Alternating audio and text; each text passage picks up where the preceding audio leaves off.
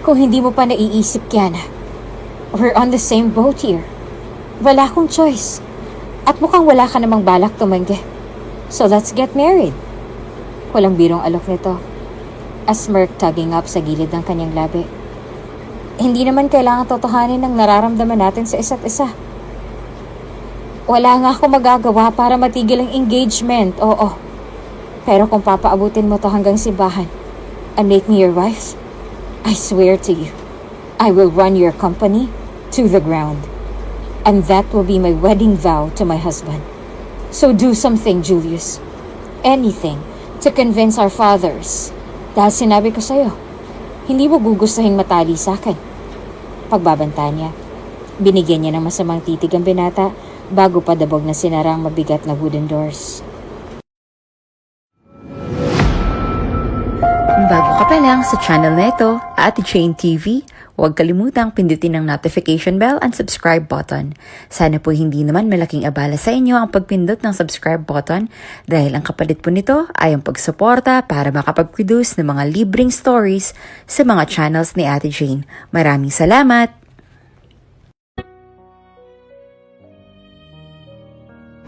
Ang sabi nila, hindi dapat pinupwersa ang pag-ibig. Kung gusto mong maranasan ang tunay na pagmamahal, hindi dapat ito basta-basta. Love is patient, love is kind, and you know the rest. But most of all, love comes to those who wait. Ngunit paano kung ang pinilit na pag-ibig lang pala ang magpapatibok sa iyong puso? Bakit hindi ka nalang makinig sa akin, Julius? Hindi ako magdedesisyon ng ikapapahamak mo. Katwiran ng kanyang ama. Just trust me, anak. Kiana Arceo will be the perfect addition to the family. Isang malalim na buntong hininga ang pinakawalan ni Julius.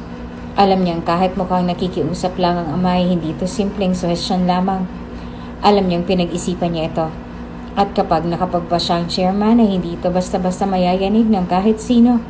Maski pa ang kanyang anak ay hindi makapagbabago ng kanyang isip. Alam ni Julius na hindi ito makikinig sa agarang pagtanggi niya sa pagpapakasal, lalo na't nasa tamang edad naman na siya. Ngunit sino nga ba ang hindi mabibigla rito? Ipinatawag na si Julius sa opisina kahit sinusuri pa nito ang company budget na kailangan niyang aprubahan para sa susunod na taon. Na hindi pa siya nakakalapit sa kinauupuan ng kanyang ama ay sinabi na nito sa kanya ang balita. Aniya, dapat raw merong susuporta kay Julius kapag na-promote na ito bilang susunod na chairman. Matagal-tagal bago ulit umimig si Julius. Alam naman niyang darating din ang panahon na kailangan niya magpakasal ngunit hindi niya inaasahan na bigla na lang ilalaglag ang responsibilidad na ito sa kanya nang wala sa oras. At bukod pa ron ay decided na rin ang kanyang mapapangasawa, Kiana Arceo. Pilit niyang inaalala kung saan niya narinig ang pangalang yon. Kiana, Kiana, Kiana. Pag-uulit niya hanggang sa unti-unti niyang nagunita. Sandali. That Kiana? Hindi makapaniwalang isip niya sa sarili. Napahilamos ito sa mukha niya habang pinagmamasdan ang mukha ng ama. Mukhang seryoso talaga ito. Sa lahat ng babae sa balat ng lupa, si Kiana Arceo pa talagang naisipan nitong ipagkasundo kay Julius. Muling binaling ni Julius ang tingin sa ama na ngayon ay mukhang kinakalkula rin ang takbo ng isip ni Julius. Tunay bang hindi kilala ng ama si Kiana Arceo? Wala ba siyang ideya sa reputasyon ng babaeng yon? Pagsisimula niya. Pinaunlakan mo lang bang kagustuhan ng mga Arceo? Sila bang nagbigay sa'yo ng ideya ng kasalan? Sila nga, sabi ng kanyang ama na labis na ikinagalit ni Julius. Sabi na nga ba, masyado kasing mabait ang kanyang ama na pinagsasamantalahan na nito ng iba niyang business partners. Pero hindi ko rin naman ipagkakaila na magandang business deal ito, Julius. Kalmado ang pahayag nito. Construction firm tayo habang nasa steel company naman sila. Ang kasalan nyo ay ang parang merging na rin ng dalawang kumpanya. Without the papers, though. Pero hindi natin kailangan ng merging pa. Our company is not going under. Tayo nga ang leading construction company sa Pilipinas. Kung iisipin mo silang may kailangan ng merging na ito, sigurado akong alam mo din ito. Kaya ang tanong ko sa'yo pa, bakit mo naman ito pinaunlakan? Tanong ng naguguluhan na Julius.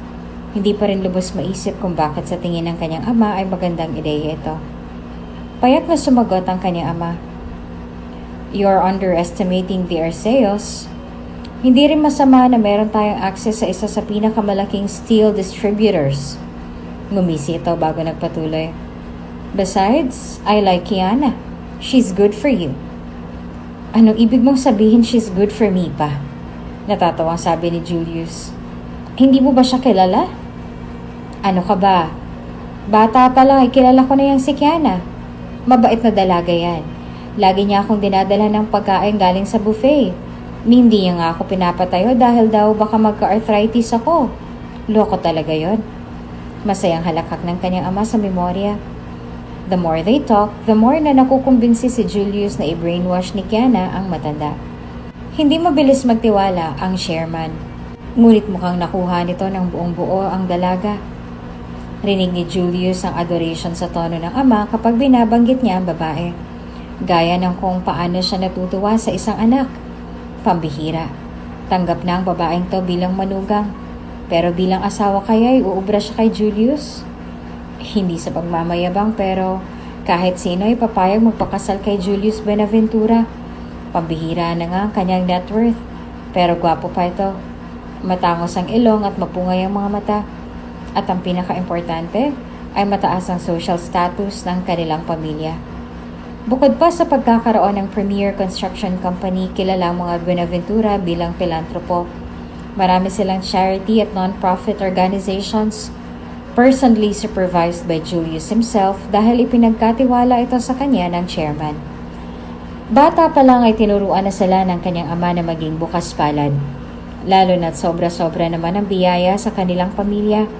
Kaya naman hanggang tumanda si Julius ay ganun pa rin kaimportante sa chairman ang mga charities niya. Kapag naging chairman ka na ay panigurado, wala ka ng oras para i-manage ang mga charities natin. Ngayon pa nga lang na CEO ka ng kumpanya ay nahihirapan ka na. Pero ikaw lang ang pinagkakatiwalaan namin para hindi naman makurakot ang funds natin para doon. Mas kawawa ang mga mahihirap kung mangyayari yon. Kaya kung sino mapapangasawa mo, dapat siyang papasahan ng responsibilidad na ito. Marahan siyang napangisi sa imahe. Kung may natutunan man siya sa mga tabloid ay hindi ganoong klase ng babae ang dalagang yon. Si Kiana Arceo mamimigay ng sopas sa mga batang lansangan? Gusto mo bang mahimatay yon pa? Kilalang pinakabatang Arceo bilang the rich spoiled brat of a conglomerate. Bagamat nasa business ang pamilya, ay gumawa naman ng sariling pangalan ng dalaga sa industriya. Isa siyang fashion designer na dinadamitan ng mga kilalang personalidad. Ngunit mas nakilala ito dahil sa pagdidate ng kanyang mga kliyente. Mapamodel, artista o business mogul. Madalas siyang nasasangkot sa mga chismis ng alitan sa mga ibang public figures at hindi naman siya nagko-comment tungkol dito. Hindi rin naman sa may pakialam si Julius. Beautiful with a powerful background. Kiana Arceo is magnetic and enticing. Kaya naman hindi siya nababagay maging katuwang sa pagpapatakbo ng kumpanya. Much less be his wife para masuportahan ang charity. Binitawan ni Julius ang isang malalim na buntong hininga. "Pa, pag-isipan muna natin to." Pangangatwiran niya. Mukhang hindi nababagay si Kiana dito kung gusto mo lang naman palang may mag-handle ng mga charity. Hindi lang yan ang inaalala ko. Hindi ka na rin bumabata, Julius. Kailangan mo na ng asawa. Hindi ka habang buhay magiging bachelor. Kunot noong sumagot si Julius. Marami pa namang ibang babae dyan. Hindi lang naman si Kiana Arceo ang pwede kong pakasalan. Hindi na ako bata at kaya ko rin namang pumili ng mapapangasawa ko. Kiana Arceo is the best choice out of all the women. Sigaw ng kanyang ama. Hindi ba dapat ako ang nagdedesisyon yan? Kiana and her family is bad news, pa. Paniwalaan mo ko. Pagtitiyak nito at mas lumalim pang pagkakunot ng kanyang noo. Besides, ano sa tingin mong mangyayari kapag siyang nag-supervise ng charities? May iskandalo tayo. Nakasunod ang media sa kanya. Just waiting for her to fail. And if she fails, as my wife, susunod ang construction firm. Hindi mo ba naiisip na baka sumisip-sip lang siya sa'yo dahil Buenaventura ka? Naiiritang singhal ni Julius. Then what's the difference between her and the 100 other girls na sisip-sip rin sa'yo para maging asawa mo dahil Buenaventura ka? Matalim na bitaw ng kanyang ama. Mas mabuti ng si Kiana kesa naman yung mga pinipili mong gawing nobya. Malalandi at manggagamit. At ang mas masama pa ron, wala silang pakialam sa advokasya natin, Julius. Umiling pa lamang ang chairman. Sa tinagal-tagal ko na sa mundo, kilala ko ang totoo sa hindi. Magpapakasal kayo ni Kiana bago matapos ang buwan. Kung hindi, kalimutan mo na ang mamanahin mong posisyon. Sa katunayan ngayon, mas mabuti pang umalis ka na lang sa kumpanya. Kung ito pa lang ay hindi mo kakayanin. Maraming sakripisyong kinakailangan para magpatakbo ng kumpanya, Julius. At kung dito pa lang ay papalya ka na, hindi mo kakayanin ng maging CEO. Much more the chairman of this business. Lumaking mata ni Julius. Pa! Gulat siyang napasigaw. Ako na yung nagsasabi sa'yo, hindi si Kiana ang inaakala mo. Kung sa tingin mo ay may pinagkaiba siya sa mga sinasabi mong babae, nagkakamali ka. Sinusubukan ko lang namang isalbang kumpanya. Pagod na hinagod ni chairman ang kanyang noo. Ano bang gusto mong patunayan, Julius? Na nagkamali ako ng desisyon? Sandali itong huminto na para bang may tinitimbang sa isip niya. Kumbinsido ka sa mga sinasabi mo? Pues wala akong magagawa dyan. Kung sa tingin mo hindi karapat-dapat si Kiana, kailangan mo itong patunayan. Ganito, kikilalanin mo siya ng gusto bago kayo magpakasal. How? I don't care. Basta kailangan mo siyang makilala ng lubos. Not this half-baked rumors about her. Kung tama ka, ibibigay ko sa iyo ang kumpanya ng walang hinihinging kapalit. Pero if I'm right, you will marry her with no questions asked. Do you understand what's at stake here, Julius? Tumango ito at determinado na maibubunyag niya ang tunay na ugali ni Kiana Arceo. Somehow, someway. Kung tutuusin nga, lahat na siguro ay may ideya sa kung anong ugali ang meron ng dalaga. Ngunit alam ni Julius na hindi maniniwala ang ama ng walang konkretong ebidensya. Kailangan niya lang maipalabas na taliwas sa inaakala ng chairman. Walang pakialam si Kiana sa pamilya at sa kanilang foundation na hindi niya kakayanin dahil sa kanyang lifestyle. He needs to do a damn good job at it. Dahil kapag nabigo siya ay nakatali na siya kay Kiana Arceo. Until death do they part. Papakita ako sa iyo pa. Kiana Arceo, she can't be a Buenaventura. At hindi niya ito ipapakita lang. Sisiguraduhin niya ito. Tinignan ng chairman ang determinado mukha ng anak at marahang humalakak. Good luck with that, anak. Pero bilis-bilisan mo ang master plan mo. Nag-schedule na ako ng meeting between the two families. Bukas na bukas rin ay makakausap mo si Kiana, your future wife. Iba talagang nagagawa ng pera at kapangyarihan. At ng pamilya lalo na. They make you do things that you would normally never agree to do. All for the sake of the family.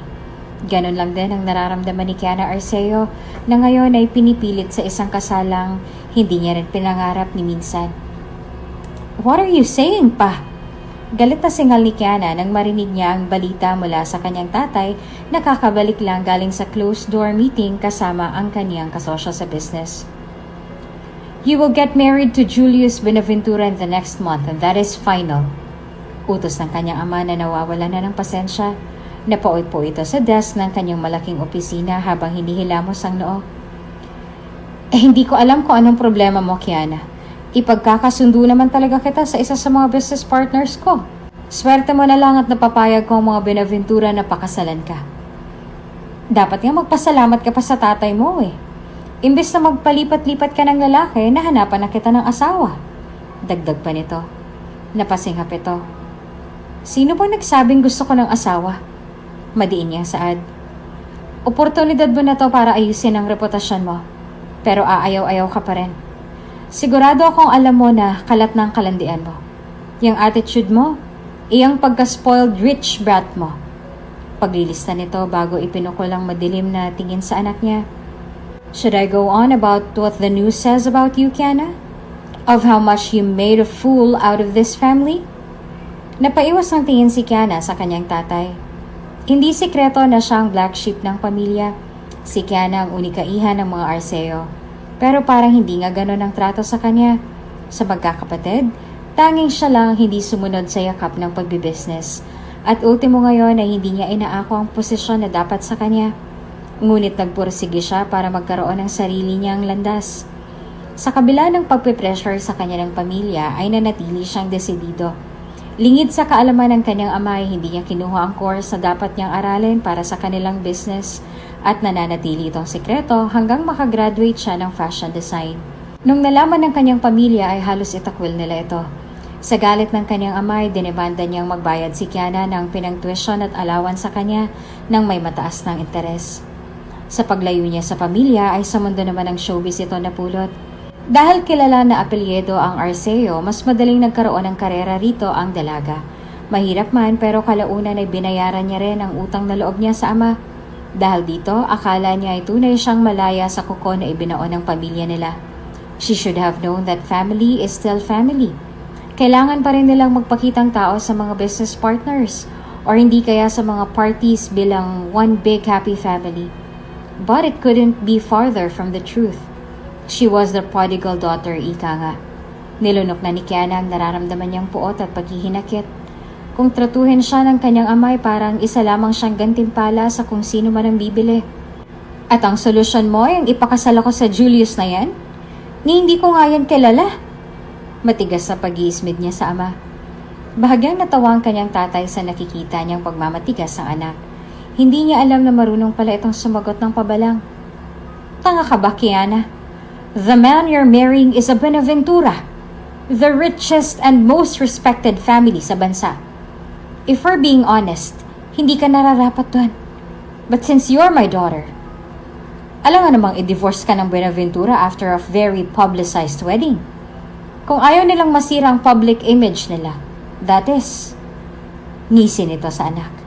Ang laki ng mahihita ng kumpanya dito, kaya kailangan mong galingan. Nanlamig si Kiana. Sa tingin mo gagawin ko ang gusto mo? What makes you think that I'll agree to be some fucking housewife? Hindi kita pagbibigyan over my dead body. Wala na ako sa poder mo para pilitin mo ko ng ganito. Ha! Singhal nito. Hindi makapaniwala sa pagkakasutil ng anak. Sa tingin mo talaga may choice ka, no? Ano ngayon kung hindi ka nakatira sa bahay ko? Ako pa rin ang masusunod. Wala kang ambag sa pamilyang to. Dito ka lang makakabawi sa lahat ng ininvest ko sa pagpapalaki ko sa'yo. You ungrateful brat. Sigaw pa nito na ikinalaki ng mata ni Kiana. Ang utang na loob mo sa akin, panghabang buhay na yan. Tatay mo pa rin ako. Naiintindihan mo? Sigaw nito. Put on your best dress. Seduce that Julius if you need to. Total, doon ka naman magaling. You'll meet your fiancé tomorrow. Siguraduhin mong magugustuhan ka niya. Malakas na singhap ang pinakawalan ng dalaga at hindi ito ininda ng ama niyang nagpapakabisi na sa mga paperwork. Senyas na tapos ng usapan, unti-unting namumuo ang mga luha sa mata ng dalaga kahit ayaw niya sanang magpakita ng kahinaan sa harap nito. Naramdaman ng dalaga ang sunod-sunod na pagbagsak ng luha sa kanyang pisngi. Kaya dali-dali naman niyang tinalikuran ng ama at padabog na binagsak ang pinto paglabas nito. Shh! Bulong ni Kiana sa sarili habang pinupunasan ng bahid ng luha sa kanyang mukha.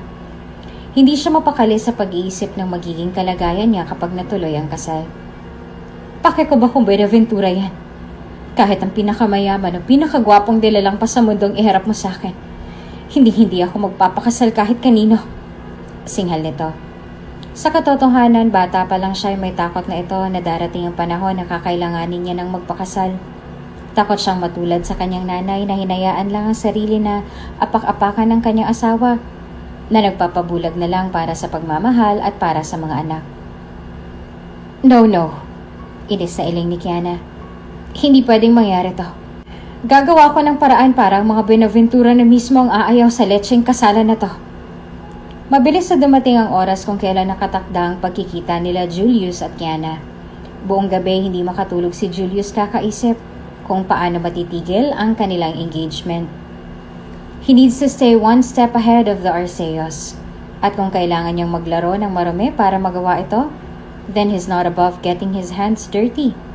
Gayon pa man na hindi niya alam kung paano niya maibubulgar ang sikretong pag-uugali ni Kiana at mapatunayan na hindi siya makakatulong sa pamamalakad ng non-profit organizations nila.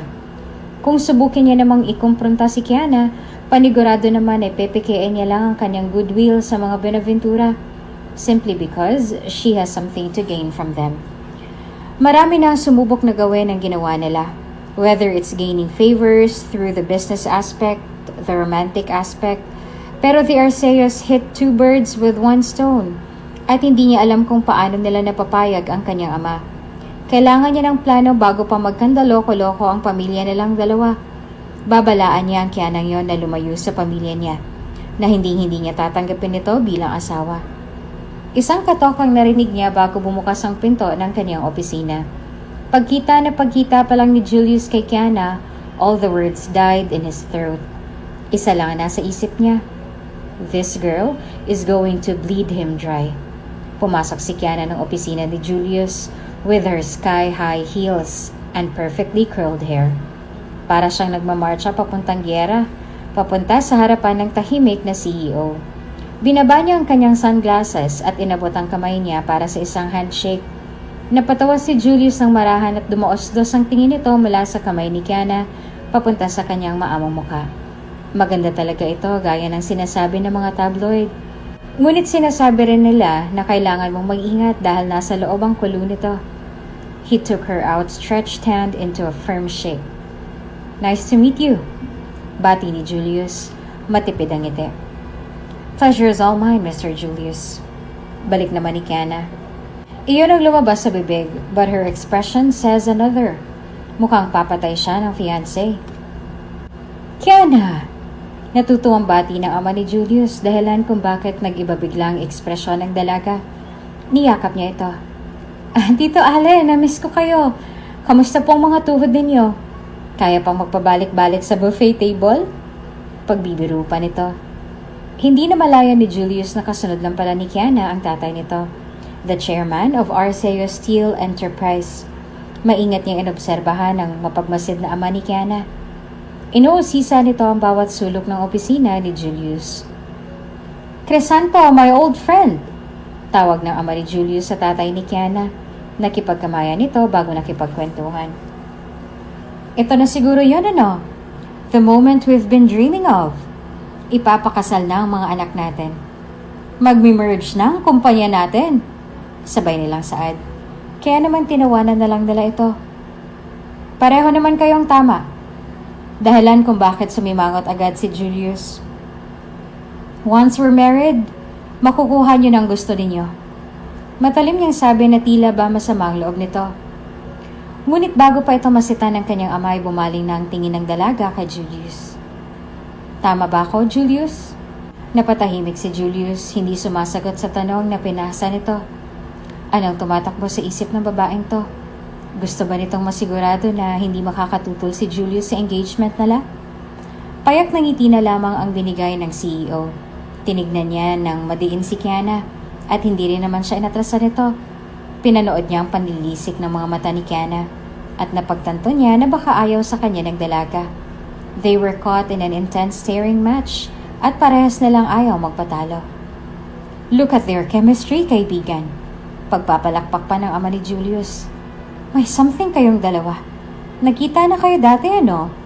Tanong niya sa mga ito. Not at all, Tito. This is the first time we meet. Sagot ni Kiana pero nakatingin pa rin ito kay Julius na parang binabalaan ito na wag nang magsalita. Nakita ko siya sa mga parties pero ngayon ko pa lang po siya nakausap.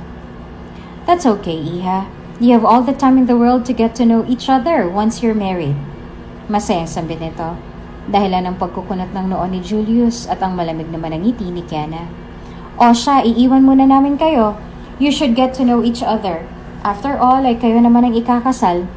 Sabi ng tatay ni Julius bago palihim na kinindatan ng anak. Kaibigan, bigyan muna natin sila ng privacy. Tumango na lamang si Crisanto, ngunit bago niya sinundan ng chairman palabas, ay binigyan niya ng makahulugang tingin si Kiana. Alam ng dalaga ang ibig sabihin nito. Nagbabanta ito na umayos siya, na huwag niyang guguluhin ang mga plano niya. Lumabas na ng opisina ang dalawang ama, leaving the door shut with a resounding click. Kiana suddenly felt claustrophobic. Malaking espasyo ng opisina ni Julius, ngunit pakiramdam ni Kiana ay palapit ng palapit ang mga pader sa kanila. Sila na lang dalawang natitira, and she feels like she needs space from the intimidating CEO. Nakasalukuyan ay tinitingnan lang siya nang walang ekspresyon sa mukha nito.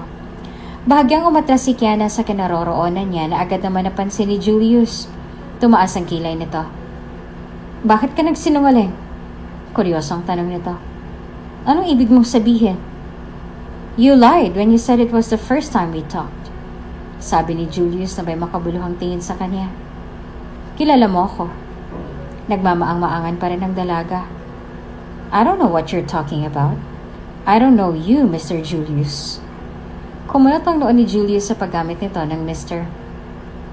I think we're past the point of formalities, Kiana. After all, you know me enough to know what's under these clothes.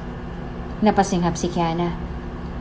Fine, Julius Benaventura wasn't a complete stranger. Binigyan niya si Julius ng malamig na tingin at tumalukip-kip. Hindi porket may nangyari sa atin at nag one night stand tayo, ibig sabihin magiging asawa mo na ako. Blurry flashbacks of that night came back to both of them. Pareho silang lasing pagkatapos ng magarpong party thrown by the Benaventuras. Isang selebrasyon para sa successful na international project ni Julius sa Dubai. Siyempre, imbitado ang mga Arceo. At kinaladkad rin nila si Kiana na umattend sa event dahil naroon ang business partners nila. The party went on without a hitch, and Kiana had won too many drinks. Kailangan niya to kung nais niyang panatilihin ang pagpapakitang tao nilang pamilya. Habang nakaalis na ang karamihan, including her family, naiwan si Kiana sa garden sa labas ng venue ng party, holding a bottle of wine in her hand. Natatawa niyang sinuri ang nasa harap niya. The Julius Benaventura is also out of the garden. Halatang nahihilo na sa dami ng binigay sa kanya na drinks. Well, if it isn't Julius Benaventura. Kiana takes a swig at her wine bottle. The golden child of the Benaventuras. Congrats on whatever your achievement is. Sabi niya habang pagyawang-gewang na lumapit kay Julius. Halatang hindi nakinig sa thank you speech ng binata kanina. Si Julius, the man of the night, who was equally as drunk, ay napasobrang tango at muntik na itong mabuwal sa kinatatayuan niya. Hinawakan ni Kiana ang kanyang tiyan sa sobrang tawa. Mukhang lasing ka na. Alam kong sagot dyan. More alcohol. Magiliw na saad nito at inalok ng wine bottle kay Julius. Nangumiti bilang pasasalamat bago nilagok ang buong bote. Namamanghang pinanood ni Kiana ang pagpupunas ni Julius sa kanyang mapupulang labi at dumaos-dos ang tingin niya sa matipunong bisig nito hanggang mapunta sa gwapo nitong muka. Mestizo. Napapikit ang dalaga at binatukan ito. Bakit mo inubos? Patay gutom ka ba? Akin yun eh. Panunumbat niya pa dahilan kung bakit wala sa sariling tumawa si Julius. Malabo na ang pangyayari pagkatapos nun. At ang tanging naaalala na lang ni Kiana sa gabing yon ay ang paglapat ng labi ni Julius sa kanyang leeg. At ang paghimas niya sa ilalim ng button down nito bago sila nagdali-daling pumasok ng hotel suite. Cursing herself for being so stupid kapag nakainom. Tulog pa ang katabi niya sa kama ay agad siyang umalis bago magkinaumagahan. Bago pa siya malasin at abutan ng isang Julius Benaventura. Sa loob naman ng opisina ngumiti ng sarkastiko si Julius. Mukhang naaalala rin ang nangyari sa kanilang dalawa. Huh? Don't flatter yourself. Hindi rin naman kita gustong pakasalan. Pero mukhang desidido na sila na ipagkasundo talaga tayo. Binalingan ng tingin ni Kiana ang pinto. Sinisigurado na walang nakakinig sa kanilang usapan. So, anong balak mong gawin? Tutul ka din dito, diba? Wala kang balak pakasalan ako. Sabi mo. Marahang tumango lamang si Julius. Tama ka dyan. Wala sana akong balak pakasalan ka. Pero sa kasamaang palad, Kiana, kailangan kita. Hindi ko makukuha ang kumpanya kung hindi kita magiging asawa. Inis na wika nito. You should be flattered. Ganun ka na lang ka-importante sa chairman ng kumpanya at nakasalalay sa iyong posisyon ko. Nakakapagtaka kung anong ginawa mo para makuha ang loob ng tatay ko. Sa gulat ay hindi na nito ininda ang iba pang pahiwatig ni Julius. That's insane! So ibig mong sabihin kung hindi ako pumayag na magpakasal sa'yo, papatalsikin ka sa posisyon mo ngayon? Nalilitong tanong ni Kiana na agad naman na sinagot ni Julius. Bukod sa papatalsikin ako, ay hindi pagkakatiwala sa akin ang posisyon bilang chairman. Dagdag pa nito upang malaman ni Kiana kung gaano katindi ang sitwasyon. And as much as I don't want to, Kiana, I need you. Hindi kita papakasalan dahil lang dyan. You're a grown-up, anak ng putya. Ang tanda mo na, tinahayaan mo lang ang papa mo na kontrolin ang buhay mo. Madilim siyang tiningnan ni Julius. I could say the same about you. Bakit ka nandito ngayon? Kung sa simula pa lang pala ay hindi ka papayag na makipagkasal. Bakit? Takot ka bang humindi sa tatay mo?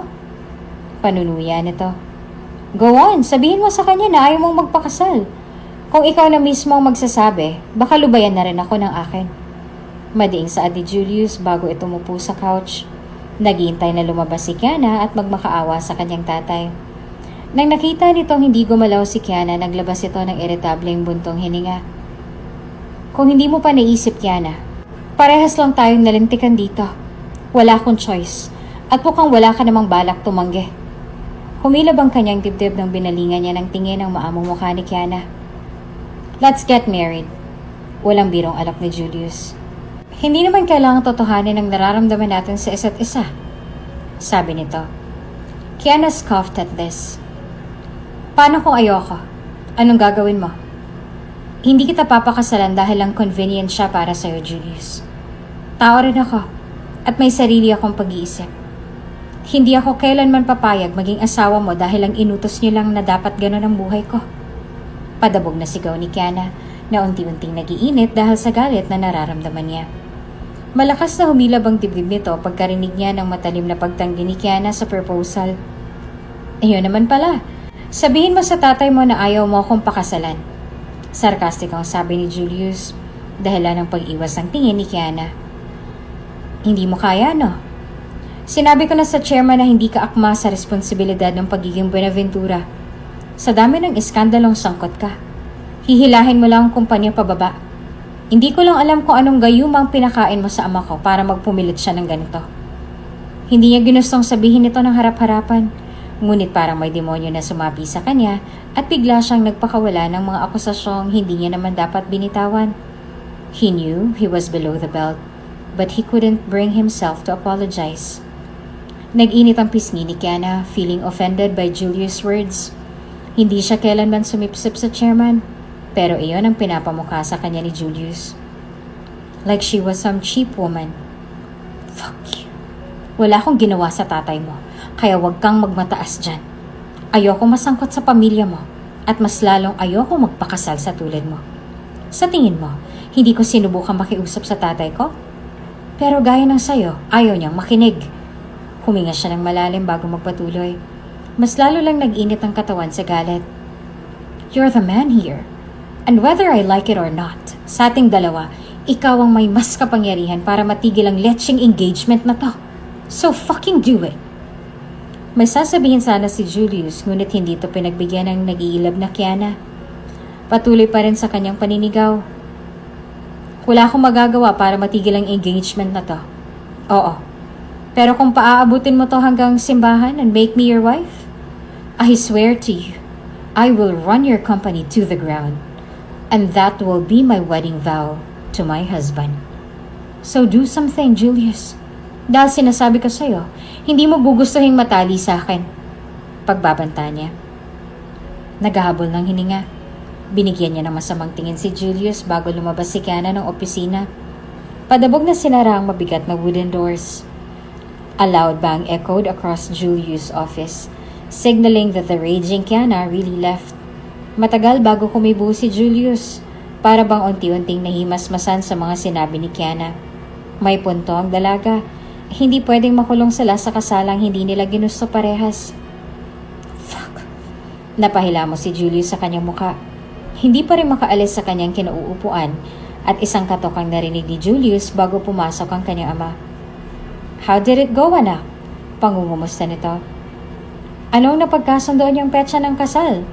Sa tingin ko ay June would be the best time for a wedding. Hindi kami magpapakasal. Julius sighed, not bothering to get up from his seat. What? Hindi kami magpapakasal. Ulit nito nang may diin na edge sa tono niya. Bakit naman hindi? Nagugulo ang tanong ng kanyang ama. Kinonsidera ni Julius na sabihin at tumanggi si Kiana, ngunit alam niya na kapag nakarating ito sa kanyang tatay ay malalagot ito. Ayoko siyang maging asawa. Hindi kami compatible. Mag-aaway lang kami at mapapahamak pang kumpanya. Binigyan siya ng hindi maipapaliwanag na tingin ng kanyang ama. So get along with her, Julius. Hindi mo yata naiintindihan. Your marriage to Kiana is not a request. It is an order. And unless you find a better reason then, ayoko lang. You two will be husband and wife whether you like it or not. At paano kung umayaw si Kiana? Maingat at tanong ni Julius. Sinusuri ang ekspresyon ng tatay niya na siya namang humalakhak bago sagutin ito. Don't be ridiculous. Sinabi na ng papa niya na excited nga raw siya na maging part of the family. At sana ipinahiwatag niya sa akin nung nandito siya, diba? Pero wala naman akong narinig sa kanya. Kinagat ni Julius ang kanyang labi. Inisip niyang sabihin ang totoo na porsigido si Kiana itigil ang kasal. At kung matutuloy man ito ay sinisiguradong ipapahamak niya ang kumpanyang his father worked so hard to build. Alan Benaventura may be a good father to Julius, but he was born and bred a businessman. His company was his number one priority at hindi niya palalampasin ang panluloko sa kanya ni Mr. Crisanto. At kung nalaman ito ng kanyang ama, ay paniguradong hindi ito madadaan sa mabuting usapan lang between the two business partners. And if Kiana's father realizes that it was his daughter who ruined his plans, mukhang si Kiana ang mapagbubuntungan ng galit sa huli. Nagsalita ulit ang kanyang ama nang makita niyang hindi kumikibo si Julius. Ayaw na ayaw mo bang magpakasal kay Kiana, anak? Mabait naman siya. Maganda rin. Napalunok si Julius sa tanong. Hindi naman sa ganon, pero kailangan mo akong pakinggan pa. What I said still stands. Hindi siya makakabuti sa imahe ng mga Benaventura. Di bala na kung mabait siya o maganda. She's not the right fit for the company. Pinagmamasdan lamang siya ng kanyang ama. Mukhang hindi kumbinsido. Sino bang nagdedesisyon kung sino ang tama para sa kumpanya? Hindi ba ako? Ikaw ang pinili ko bilang susunod na chairman. At si Kiana naman ang susunod na magsusupervise sa organization. Kung sinasabi mong mali ang napili ko para sa foundation, parang sinabi mo na rin na mali ang napili ko para sa kumpanya. Sabi nito. Ngunit may matalim na sumama sa kanyang tinig. Don't question my authority ever again, Julius. Kalmadong babala nito, bago naglakad pa palabas ang opisina. His father never liked to be wrong, but he would have to prove it otherwise. Kailangan niya lang mapatunayan na hindi napabagay si Kiana sa mataas na posisyon sa kanilang charities. Iyon lang ang tanging makakapagpaatras sa kanyang ama sa dapat na engagement nila. Julius was at his friend's bar later that night, at a loss for ideas. Nilagok niya ang shot sa harap niya. Mukhang problemado ka pare ah. Asar ang kanyang kaibigan. Hinagot ito ang balikat ni Julius ng pabiro. Okay lang yan pare, marami pang babae dyan. Shot ka na lang. Natatawang dagdag pa nito at nag-alok ng isa pang baso kay Julius. Inismira lang siya ng binata, ngunit kalaunan ay nilagok rin naman ang inumin. That's my boy. Natatawang sambit nito sa kanyang kaibigan bago nagseryoso ang kanyang tono. Okay ka lang, Julius? Minsan ka lang maggaya uminom ah. Tanong nito baka sa mukhang pag-aalala para sa kaibigan. Workaholic si Julius kaya minsan lang ito pumapayag kapag inaalok siyang lumabas. Isa sa mga pinakamalapit niyang kaibigan si Alex at buong-buo ang tiwala niya rito. Ngunit kahit na, ayaw niya pa rin itong pagsabihan ng problema. Dahil panigurado ay madadawit din si Kiana kung ibulgar niya man ang pinagkasunduan ng kanilang mga pamilya. Pinili ni Julius ang kanyang mga susunod na salita. Anong pinakamabilis na paraan para may palabas kong tunay na kulay ng isang tao, Alex? Biglang tanong ni Julius na ikinabigla naman ng kaibigan niya. May kuryosong ekspresyon naman sa kanyang mukha. Ha? Humalukip-kip ang kaibigan niyang si Alex. Bakit mo naman gustong malaman? Pinagsususpetsahan mo ba ako, Julius? Pagkatapos ng lahat ng pinagdaanan natin? Malungkot na tanong nito sa umpisa. Ngunit hindi rin napigilan ang kanyang halakhak nang makitang masamang tingin na idinirekta sa kanya ni Julius. Biro lang eh. Ito naman, gusto mong malaman kung anong tunay na ugali ng chicks, tama ba? Pagkukumpirma ni Alex na dahilan naman ng natatawang ngiti ni Julius. Nilagok niya ang isang shot at mukhang iniisip na maigi ang sasabihin. Binalingan niya ng tingin si Julius. Mahirap yung gusto mo pare, pagtatapat nito. Dahilan ng pagkakunot ng noo ni Julius.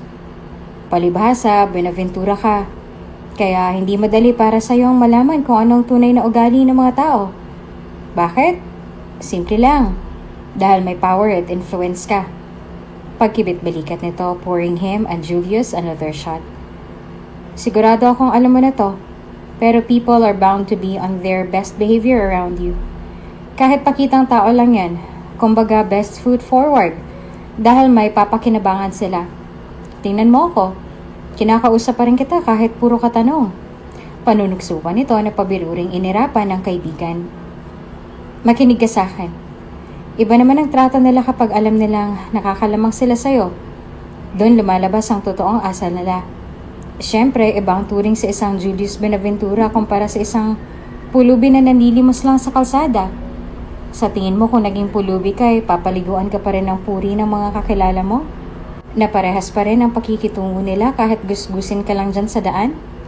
Aba hindi no? Pambubulabog nito sa kanyang kaibigan na nakinig ng masinsinan. Pumagikik ito nang makita ang naninibagong ekspresyon ni Julius. At lumagok pa ng isang shot. Kaya alam mo kung anong solusyon dyan sa problema mo? Tanong nito, bago umiling kay Julius who took another shot as well. Talikuran mo muna ang CEO/bachelor life mo at ipagkatiwala mo sa akin, bro. Biro nito. Ikaw, subukan mo muna ang buhay dukha. Tignan lang natin kung hindi pa lalabas yung tunay na ugali ng chicks mo. Cheers, pare! Ulit na sinambit ni Julius ang sinabi ng kaibigan bago wala sa sariling sinalubong ang nakaangat na shot glass ng kaibigan at nilagok ito ng isahan. Subukan mo muna ang buhay dukha. Tingnan na lang natin kung hindi pa lalabas ang tunay niyang ugali. Makakalusot pa ba ang isang Kiana Arceo kapag umakto siya bilang isang pulube? Total ay si Kiana ang namamahala ng charities kung magpapakasal sila. Kaya dapat lang nasubukin ang kanyang husay sa pakikitungo sa tinuturing niyang mabaho at gusgusin. Napangisi si Julius habang iniisip ang kanyang plano. Ang pagkukunyari niya bilang pulube ay parang isang test na rin upang matiyak kung nababagay ba talagang si Kiana Arceo bilang Buenaventura. A test he was certain that Kiana would fail. Kinabukasan ay agad na inutusan ni Julius ang kanyang PA na pasundan si Kiana. Kailangan niyang malaman ang schedule nito, ang ruta ng biyahe, kung saan ito namamalagi, at lahat ng impormasyon na pwede niyang makuha sa isang private investigator. Umalis rin siya sa trabaho upang maghanap ng kalidad na prosthetics at kolorete at ginutay-gutay niya ang ilan sa kanyang mga lumang damit. Kailangan pulido ang kanyang gawa dahil maaari siyang mamukhaan ni Kiana at paniguradong hindi siya mapapatawad nito kung nalaman niyang nilinlang siya ni Julius bilang isang pulube. Sir Julius, ito na pong hinihingi niyong impormasyon. Katok ng assistant niya bago tuluyang pumasok sa opisina. Pabago-bago po ang schedule ni Ma'am Kiana kada buwan. Pero madalas siyang pumapasok sa opisinang pinagtatrabahuan niya. Ito po oh. Pinakita ng kanyang assistant ang litrato ni Kiana na pumapasok sa building. Madalas po rito ang mga artista at kilalang personalidad dahil maraming photoshoot ang nagaganap sa loob. Paliwanag nito at marahang tinanguan lang ni Julius. Sir, sigurado na po ba kayo sa plano nyo? Paninigurado ng assistant dahil alam niyang pinaplano ng kanyang bossing. Gusto niyo po ba ng bodyguard? Nako, baka maliitin ka doon ng mga sikat na celebrity. Ayaw pa naman nilang nakakakita ng mga pulubi ron. Hindi na, sabi ni Julius. Bukod kay Kiana, gusto ko ring malaman kung sinong mga mababait lang sa harap ko at mga abosado kapag nakatalikod na ako. Tumayo na si Julius at sinenyasan ng kanyang assistant na umalis muna. Nang nakalabas na ito ay dali-dali niyang sinuot ang hinanda niyang prosthetics at ang gutay-gutay niyang damit. Dinungisan niya na rin ang sarili mula ulo hanggang paa hanggang natitiyak na niyang hindi siya makikilala ni Kiana kahit lapitan man siya nito. Nang nakarating na ito sa pinagtatrabahuhan ni Kiana, ay tinunghayan niya muna ang mga taong labas-pasok sa building. Konti lang sa tingin niya ang tauhan at empleyado sa labas ng gusali dahil napupuna ang labas ng mga taong magagara ang forma at mamahalin ang daladala. Bitbit ang kanyang plastic na inuman na gagawin niya sanang lagayan ng limos, Pumwesto siya malapit sa pinapasukan nilang entrance ng building, kung saan katabi niya ang tambakan ng basura upang masigurado na mababahuan sa kanyang mga napapadaan. Madalas sa mga napapadaan ay tinitignan lang siya ng may disgusto sa kanilang mga mukha. Ngunit may ilan rin nagmamagandang loob na hulugan ng kanyang baso ng pera. 100, 500, at may natatangi 1,000 ang laman ng kanyang baso. Ngunit ni isa sa kanila ay walang sumubok kumausap sa pulube. At wala ring nagtangkang ibigay ang pera mismo sa kanya, kahit nakaladlad naman ang kanyang palad. Dahil mas pinipili na lang ihulog ang pera sa loob ng baso upang may distansya pa rin sa pulube. Kahit nga hindi ito sapul sa loob ng baso, inaasahan na lang nilang pupulutin ito ni Julius mula sa asfalto. Ganito ba talaga ang trato ng mga mayayaman sa mga kapuspalad? Hindi ba dapat silang mga pinalad na ang sobra at may kakayahang tumulong ang dapat magbigay grasya sa mga mahihirap na komunidad? Hindi pala lahat ng mayayaman ay may totoong malasakit sa maralita. Kahit ng mga dumadalo rin sa mga charity event ng kanilang kumpanya, nasa harap na nila ang mga pulubing tinutulungan nila sa pamamaraan ng auction at fundraisings. Mas pipiliin pala nilang magpanggap na hindi nila nito nakikita.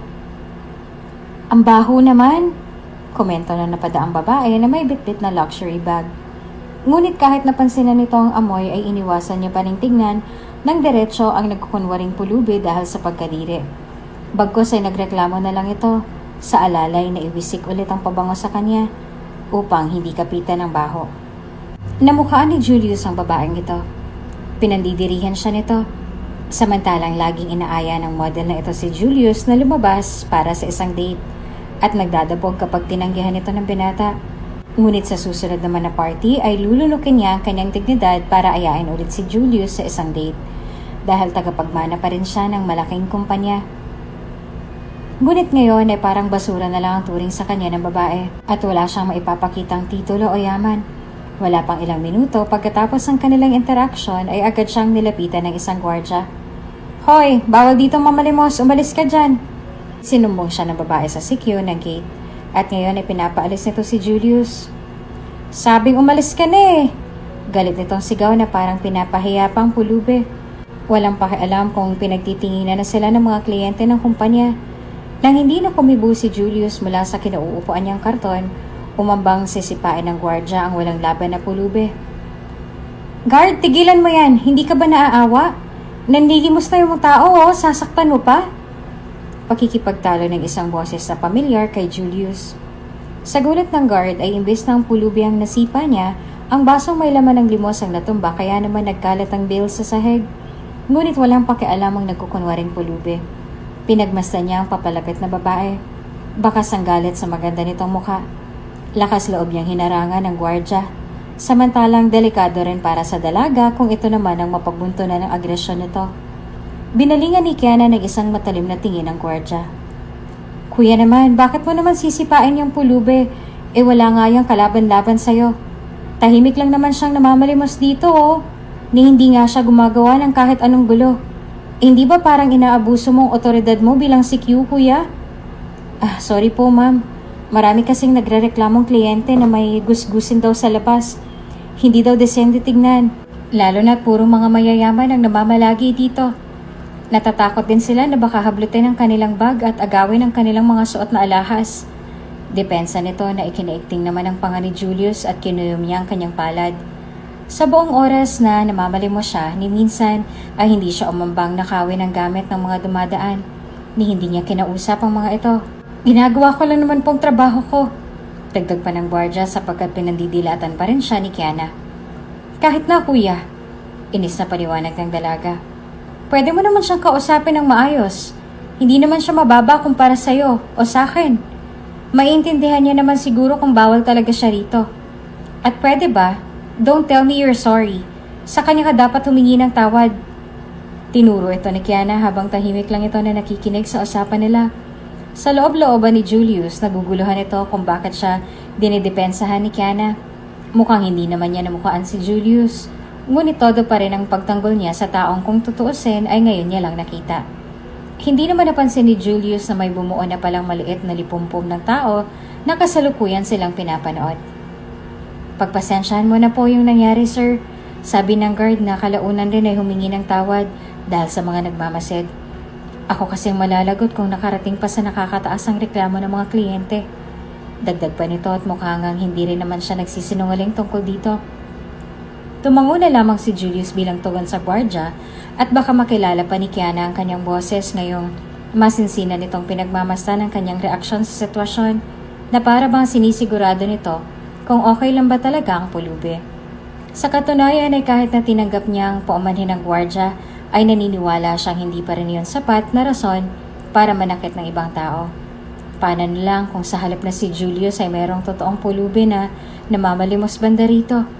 Kung hindi ito pinigilan ni Kiana ay talagang sisikmuraan siya nito. Pagkatapos ng araw ay gagawa niya ng paraan upang mapatalsik ito sa trabaho niya bilang gwardya dahil isang tawag lang nito sa may-ari ng kumpanyang to ay siguradong mapagbibigyan siya.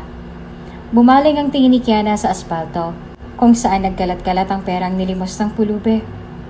Ako nang bahala dito, kuya, sabi nito habang yumukod upang pulutin ang mga ito. Ako na rin ang magpapaalis sa kanya. Sigurado ka, ma'am? Nag-aalalang tanong ng sikyo na tinanguan lang ng marahan ni Kiana. Kaya nag-aatubaling bumalik na lang ang gwardya sa kanyang istasyon. Nagpatuloy si Kiana sa pagpupulot dahilan upang bakit tinulungan na lang ito ni Julius kahit hindi niya naman talaga kailangan ng perang nilimos niya. It was chump change compared to what he has in the bank. Nagpatuloy sila sa pagpupulot hanggang nagkabunggo ang kamay nila upang damputin ang nag-1,000. Nagkasalubong ang madungis sa kamay ni Julius at ang kay Kiana. Ngunit hindi nagreklamo ang dalaga tungkol sa dumi gaya ng kanyang inakala. Bagkos ay binawi niya na lang ang pagkakahawak niya upang ilagay sa palad ni Julius ang 1,000. Ginisiyan niya na si Kiana nang tinanggap niya na ito mula sa kanya. Mukhang ang dami mo nang nakuhang pera, kuya. Pautang naman. Biro ni Kiana at umupo ito sa maliit na bangko katabi ng pulubi. Sinusuri pa niya ang nilatag nitong maraming karton at mga basura bago siya lumingon sa direksyon ng pulubi, dahilan ng pag-iwas ng tingin ni Julius upang hindi siya mamukhaan nito. Huwag ka nang babalik dito, ha. Buti na lang at nakita kita. Pero kung bumalik ka ulit sa susunod ay baka saktan na talaga kita. Marahang pakiusap ni Kiana kahit hindi siya tinitignan ng diretsyo ni Julius na ngayon ay kine-question ang sinseridad na pinapakita ng dalaga. Hindi naman ganito ang inaakala niyang mangyayari. Sa katunayan na hindi niya alam kung ano bang dapat niyang asahan kay Kiana nung nagdesisyon siyang magkunwari bilang isang pulubi sa pinagtatrabahuan nito. Pero gayon pa man na hindi niya lubusang ina-expect ang kabutihang loob ni Kiana sa isang estrangherong kagaya niya. Maliit na ngiti ulit ang ibinigay ni Kiana nang mapansin niya na tinititigan lamang siya nito at hindi pa rin umiimik. Mga snob ang mga tao, kuya. Dahilan kung bakit napakorap si Julius. Hindi inaasahan na tatawagin siyang kuya nito. Dito ay hindi mo kailangan mamalimos. Sila mismong magbabayad sa'yo para umalis ka sa harapan nila. Mahinang bulong ni Kiana. Malaki sanang kitaan mo dito kaso baka saktan ka ulit ng guard. Baka kung mapano ka pa. Sa susunod siguro mas mabuti pang pumwesto ka na lang sa walang iistorbo sa'yo. Kumuha ng biskwit ang dalaga mula sa kanyang bag at inaabot ito kay Julius na siya namang kinuha ang alok na pagkain nito. Pasensya ka na, ayan lang ang bitbit ko. Kung makita pa kita sa susunod ay ililibre naman kita sa pangmayaman na restaurant para makaganti ka sa mga nagsumbong sa'yo dito. Biro niya pa. Wala pang laman ng tiyan niya simula kanina kaya naman natouch ang CEO at naisip ng dalaga na bigyan siya ng makakain. Kumpara sa mga dumaan kanina na tila hinahagisan lamang siya ng pera. Salamat sa pagkain. Inutal-utal pa ni Julius ang kanyang salita at nilaliman ang kanyang boses upang hindi ito makilala ng dalaga. Kahit ilang minuto lang naman ang unang pag-uusap nila sa loob ng opisina niya. Nako, kahit wag ka na magpasalamat, kuya. Walang ano. Bago pa makasagot si Kiana ng buo ay nahatak siya patayo mula sa pagkakaupo ng bangko. Ma'am Kiana, wag po kayo dyan at marumi dyan. Tili ng isang babae na maligalig na pinagpaga ng damit ng kanyang boss. Tinawanan lang ito ng dalaga hanggang matapos ang kanyang assistant sa pagpapagpag, kahit wala namang duming dumikit sa kanya. Enough, Terry, ang OA ha? Ano ka ba, ma'am? Sponsor designer clothes ang suot mo ngayon. Sabi nito na ipinagkibit-balikat lang ng dalaga na pasimpleng sumagot ng, Then, if it's damaged, put it on my card. Ma'am naman eh. Angal ng kanyang assistant bago niya nilipat ang usapan. Ma'am, nakita kita nung pinagtanggol mo yung pulubi kanina. Actually, marami nga nakakita sa'yo eh. Sabi na hindi ka talaga totoo yung sinasabi ng tabloids na masungit at bitchy ka raw. Masayang sabit nito bago may pinakita sa cellphone niya. Nagsisimula na silang maglakad palayo mula sa pwesto na kinaroroonan ni Julius bago ulit ito nilingunan ni Kiana. Sininyasan siya na kainin ng biskwit at umalis bago pa bumalik ang gwardya. Binigyan niya ito ng ngisi at tinuro ang kanyang baso bago tuluyan ang tumalikod. Nang lumingon si Julius sa kanyang baso, ay may isa na namang libo ang nadagdag sa kanyang nilimos ngayong araw. Siniksik ito ng dalaga sa baso bago siya hinila paalis ng kanyang empleyado. Hindi pa sila ganaw nakakalayo kaya naman hindi nakatakas sa pandinig ni Julius ang mga susunod na sinabi ng assistant. Tingnan mo, ma'am, oh. Sabay turo nito sa kanyang cellphone. Pinicturan ko kayong dalawa nung binigyan mo siya ng pagkain. Pag pinost natin to, sigurado'y wala silang masasabi sa'yo, ma'am. Mamaya magva-viral ang headline na to. Former spoiled brat Kiana Arceo gives food to a homeless man. Panis! Ano ma'am, post ko na ba to? I guess it's up to you, Terry. If it will help my image, wala naman sigurong masama, no? Sa bagay, hindi rin naman stage ang yan. Rinig ni Julius ang tila pagwawalang bahala ng dalaga, kaya naman ay natigilan ito. Hindi kaya't ito talaga ang pakay ni Kiana nung lumapit? Nagmamagandang loob siya sa inaakala niyang pulubi. Mas lalo lamang gumulo ang isip ni Julius dahil sa narating nitong konklusyon. Pakiramdam niya ay niloko lamang siya ni Kiana, ang pulubi para sa makasarili nitong intensyon. Dahil sa kumukulo niyang dugoy, hinagis niya ng malakas ang biskwit na binigay sa kanya nito. Hindi to pwede. Ginagawa niya lang akong tanga. Hindi uubrang simpleng pagbibigay niya lamang ng limos. Susubukin kong pasensya mo hanggang sa malaman natin ang tunay mong katauhan. Bulong nito sa sarili. Kinabukasan ay naroon ulit si Julius na nakadamit pang pulubi. Sinukat na naman ng prosthetics at dinamihan ng dungis sa kanyang mukha. Kung titignan mo siya, parang totoo talaga siyang beggar sa gilid ng kalsada. Tumabi ulit ito sa tambakan ng basura upang kumapit sa kanyang amoy. Gaya rin kahapon na hindi siya pinapansin ng mga tao roon. Kadalasan ay pinapaabot lang nila sa kanilang assistant para hindi na nila kailangan pa lumapit dito. Ang iba naman ay napapadiin pa ang kapit sa kanilang bag na tila bang hahablutin ito sa kanila. Hindi lingid sa kaalaman ni Julius na magiging mababa ang tingin sa kanya ng mga tao. Lalo na't umaas na siyang pulubi. Ngunit hindi niya akalain na pag-iisipan din siya ng masama dahil lang nanlili mo siya. Sa mga outreach nila para sa mga mahihirap, ni minsan na hindi trinato ni Julius o ng kanyang pamilya ang mga ito na para bang may gagawin silang masama. Kahit pinagbalaan na siya ni Kiana na huwag nang bumalik sa kumpanya, ay hindi ito nakinig. Hindi siya pwedeng pumwesto banda sa may bahay ng dalaga, kahit ipinagbigay alam nito sa kanya ng investigador. Kung mag-uudyok niya ang paglabas ng tunay na ugali ng dalaga, dapat mangyari ito sa harap ng maraming tao. Tirik ang araw subalit nagkaroon ng lilim sa kinauupuan ni Julius. May nakatayo sa harap niya. Manong, nandito ka na naman?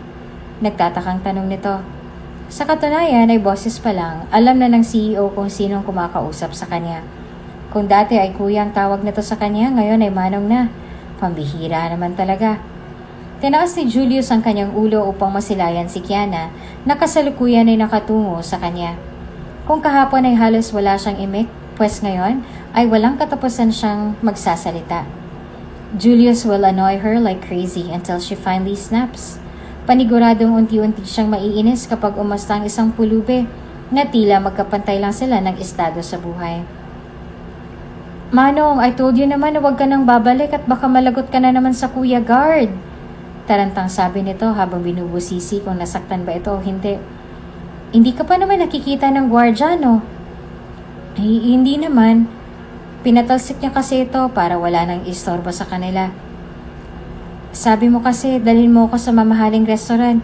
Hindi pa kasi ako nakakatikim ng ganong klaseng pagkain. Pagsisinungaling nito. Julius was a businessman. He practically had all his meals prepared by 5-star hotels. Ngunit gusto nitong malaman kung totohanin nga ba ni Kiana ang kanyang pangako. Alam kong nakakahiyang hingin to sa'yo. Pero kapag dumudungaw kasi ako sa labas ng mga restoran ay Agad akong pinapaalis ng mga tauhan at baka mawalan pa raw ng ganang mga kumakain sa loob. Gusto kong maranasan ito kahit isang beses lang.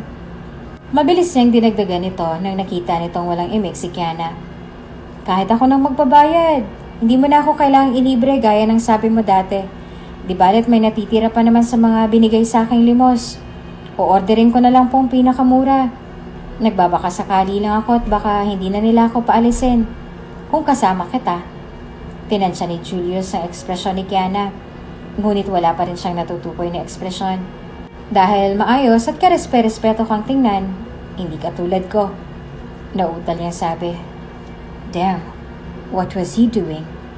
Mismo siya hindi makapaniwala sa mga lumabas sa kanyang bibig. Walang reaksyon si Kiana, ngunit mukhang nakikinig pa rin naman ito sa kanya. At kahit ganito ang layunin niya ay ayaw niya rin namang biglain o gawing uncomfortable ang dalaga. Normal lang naman na nag-iingat lang ito dahil babae pa rin siya at isa pa rin siyang estranghero dito. Napagtanto niya ang kamalian ng plano niya.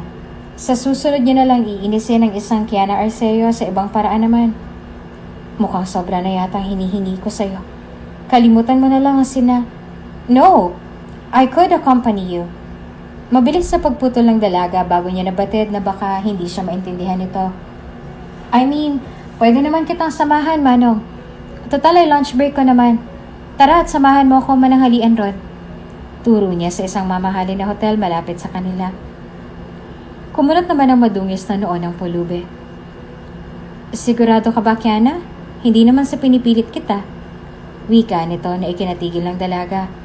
Inaasahan din kasi ni Julius na tatanggihan siya ng dalaga ngayong binigyan niya ito ng way out. Mano, how did you know my name?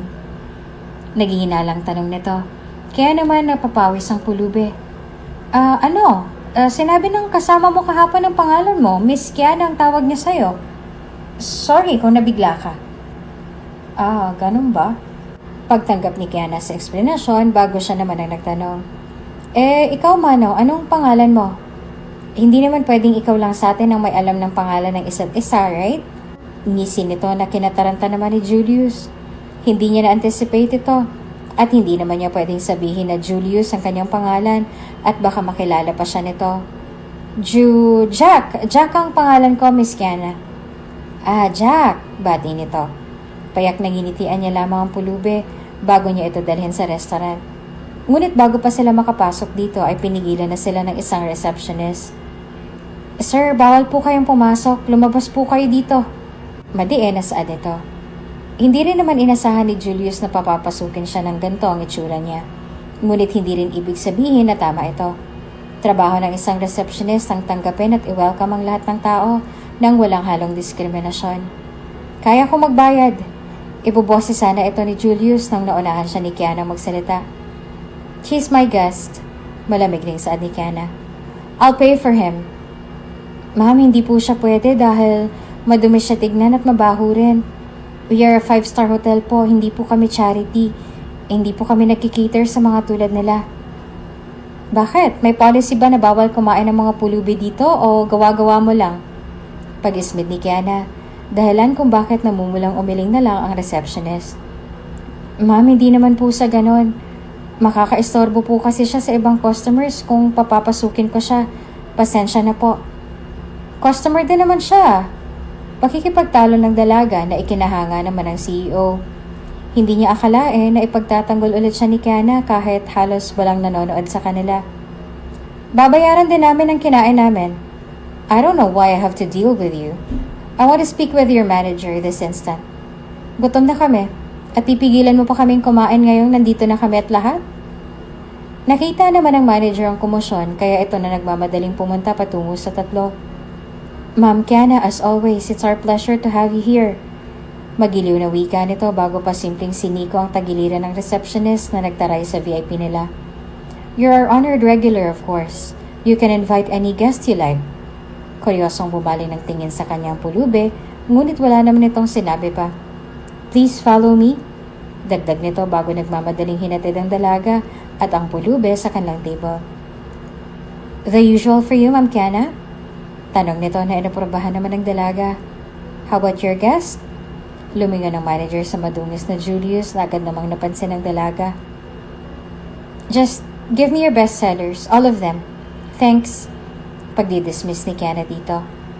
Wala namang imig si Julius dahil hindi yata sapat ang perang dala niya sa in-order ni Kiana. At para bang nabasa ng dalaga ang iniisip ng pulube. Kaya tiniyak nito sa kanya na siya na ang magbabayad ng lahat. Nakakahiya naman, Ma'am Kiana. Pinagtanggol mo pa nga ako kanina, imbis na iwan mo na lang ako sa labas para makakain ka na. Salamat, sabi ng pulubi na inilingan lang ng dalaga. Kiana is fine, at huwag mo nang intindihin yon. Ako ang dapat humingi ng pasensya dahil sa naranasan mo kanina. Hindi dapat ganon ang trato nila sa'yo, porket sa tingin nila ay hindi ka nakakaangat sa buhay. Huwag kang papayag na minamaliit ka nila. Tumaas ang kilay ni Julius. Palaban si Kiana. That much he got from their first meeting. Pero matatag at malakas ang loob niya. Hindi lang sa sarili, ngunit para rin sa ibang tao. Hindi niya mapigilan ang sarili na humanga sa pagmamalasakit nito sa kanya. Kahit hindi niya naman ito gaanong kilala. Tama kaya ang kanyang ama sa pagsabi na swak ang dalaga para sa pamilya? Dumating ang kanilang pagkain at itinulak ito ng dalaga sa direksyon niya.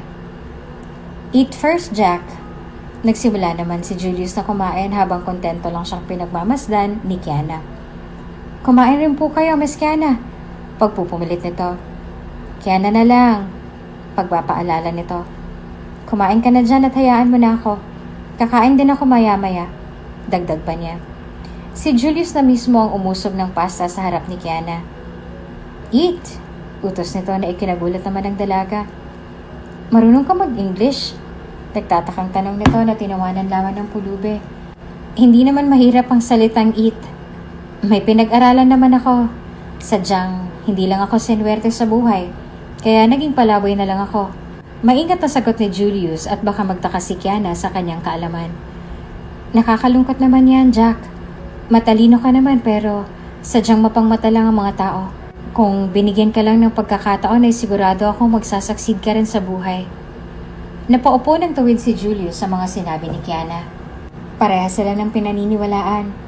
Kung bigyan lang ng angkop na suporta ang mga mahihirap, sigurado ay makakatayo rin sila sa sarili nilang paa. Ganyan rin ang iniisip ko, pero wala eh. Pasalamat na lang ako at hindi mo ako trinato na mas mababa sa'yo. Sambit nito.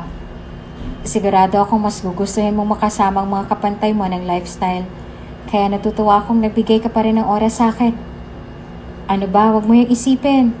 Akong may gusto na sumama sa'yo rito. At yung mga snob na yon? Tawa ni Kiana na para bang may naaalala. Mas matino ka pa ngang kausap kesa sa mga yon. Puro yabang lang naman nilang maririnig mo sa kanila.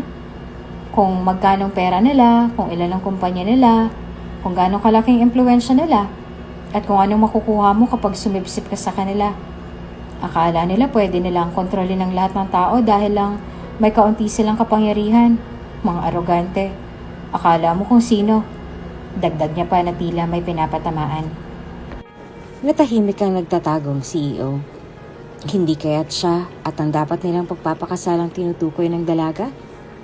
Niya? Pag-uulit ni Julius. May particular ka bang tinutukoy, Miss Kiana? Agad namang umili ang dalaga. Never mind. Agad naman nasambit ni Kiana. Hindi mo yun kailangang intindihin. Problema ko na yun. Total kung tutuusin, wala namang binatbat ang mga problema ko sa pinagdadaanan mo araw-araw.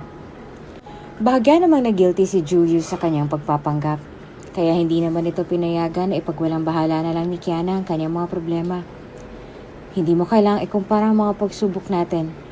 Nilibre mo ako sa ganitong mamahaling hotel. 1,000 ang nagastos mo rito. Ipinaglaban mo pa ako para lang makakain sa ganitong restaurant. The least I can do, Miss Kiana, ay makinig sa'yo. Mukhang nakikipagtalo ang dalaga sa sarili kung pagsasabihan niya ba ng problema ang isang estranghero. It's just that, damn it, what am I doing here? Ani niya sa sarili. Tapos ka na bang kumain? Ubusin mo na yan. Sisiguraduhin kong walang iistorbo sa'yo. Mauna na muna ako. Tatayo na sana si Kiana nang nagsalita ang pulubi sa harap niya. Sit down. Wika nito.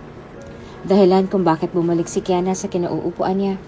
Natulala lang siya ng kawawang pulubi na pinakain niya kanina Ay biglang naging authoritative ang boses.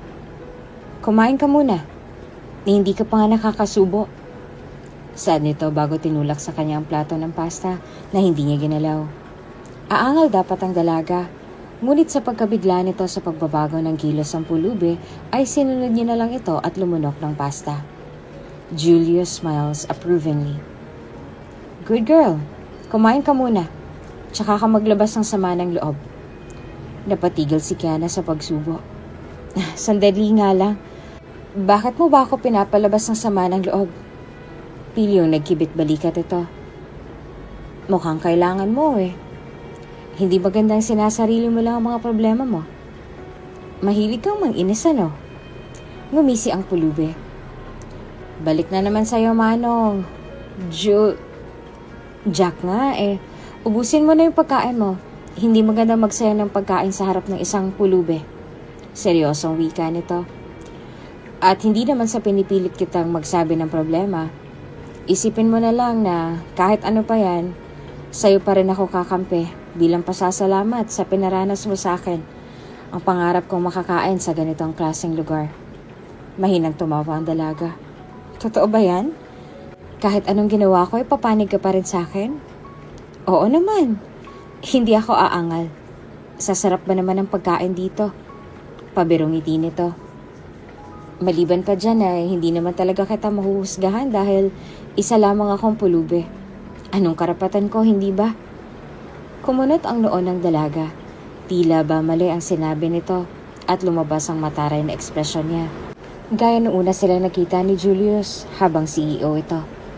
Ni minsan ay hindi siya tinapunan ng masamang tingin ni Kiana habang nagkukunwari siya bilang pulube. Pero malapit-lapit itong nasa mukha niya ngayon. May nasabi ba akong mali? Huwag mong ibaba ang sarili mo. Hindi porket mahirap ang tao ay wala silang karapatan. Besides, being rich isn't everything. Malungkot na iling nito. Nagpakawala si Kiana ng malalim na buntong hininga bago nagpatuloy. My father is marrying me off to some guy. Napasingap ito na ma-realize na bigla niya na lang itong inamin sa isang estranghero. Subalit nagpatuloy pa rin siya na tila wala sa sarili.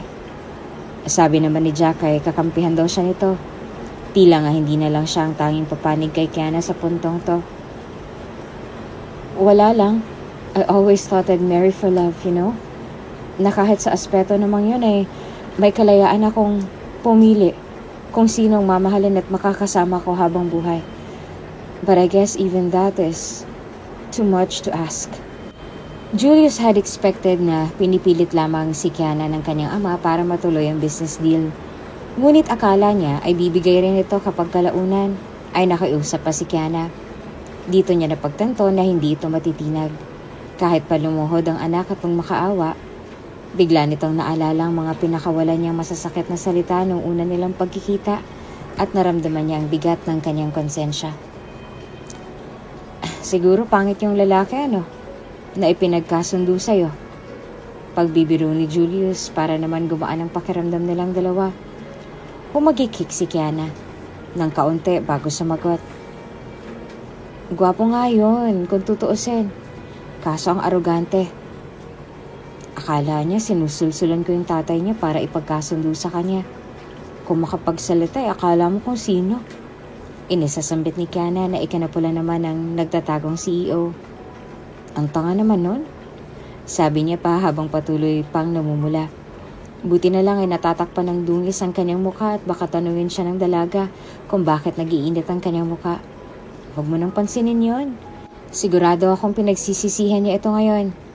Malay mo ay nabigla lang rin yun sa balita. Hindi niya rin siguro inaasahan na ipagkakasundo siya sa taong hindi niya kilala. Parang parehas lang yata kayo ng pinagdadaanan. Alam mo, may point ka. Maaari ay ganun niyang nararamdaman niya. Pagsang-ayon ni Kiana kaya naman nakahinga ito ng maluwag. Parehas lang kaming naipit sa nakakatawang sitwasyon na to. Nagpakawala ito ng mapait na tawa bago nagpatuloy. But it doesn't change the fact that we're about to get married if you don't do something about it. Siguro naman ay ginagawa niya ito ng paraan kaya huwag kang masyadong mag-alala. Pagkikibit balikat pa nito. Pero matanong ko lang, Miss Kiana, may iba rin naman sa arranged marriage lang nagsisimula pero kalaunan ay may namumuuring pagmamahalan sa kanila. Malay mo, ganun din ang mangging sitwasyon ninyong dalawa. Switch siya nito na habang tinatansya ang ekspresyon ni Kiana. Sarkastiko lang itong tumawa. Sa totoo lang, ano ngayon kung compatible kami o hindi?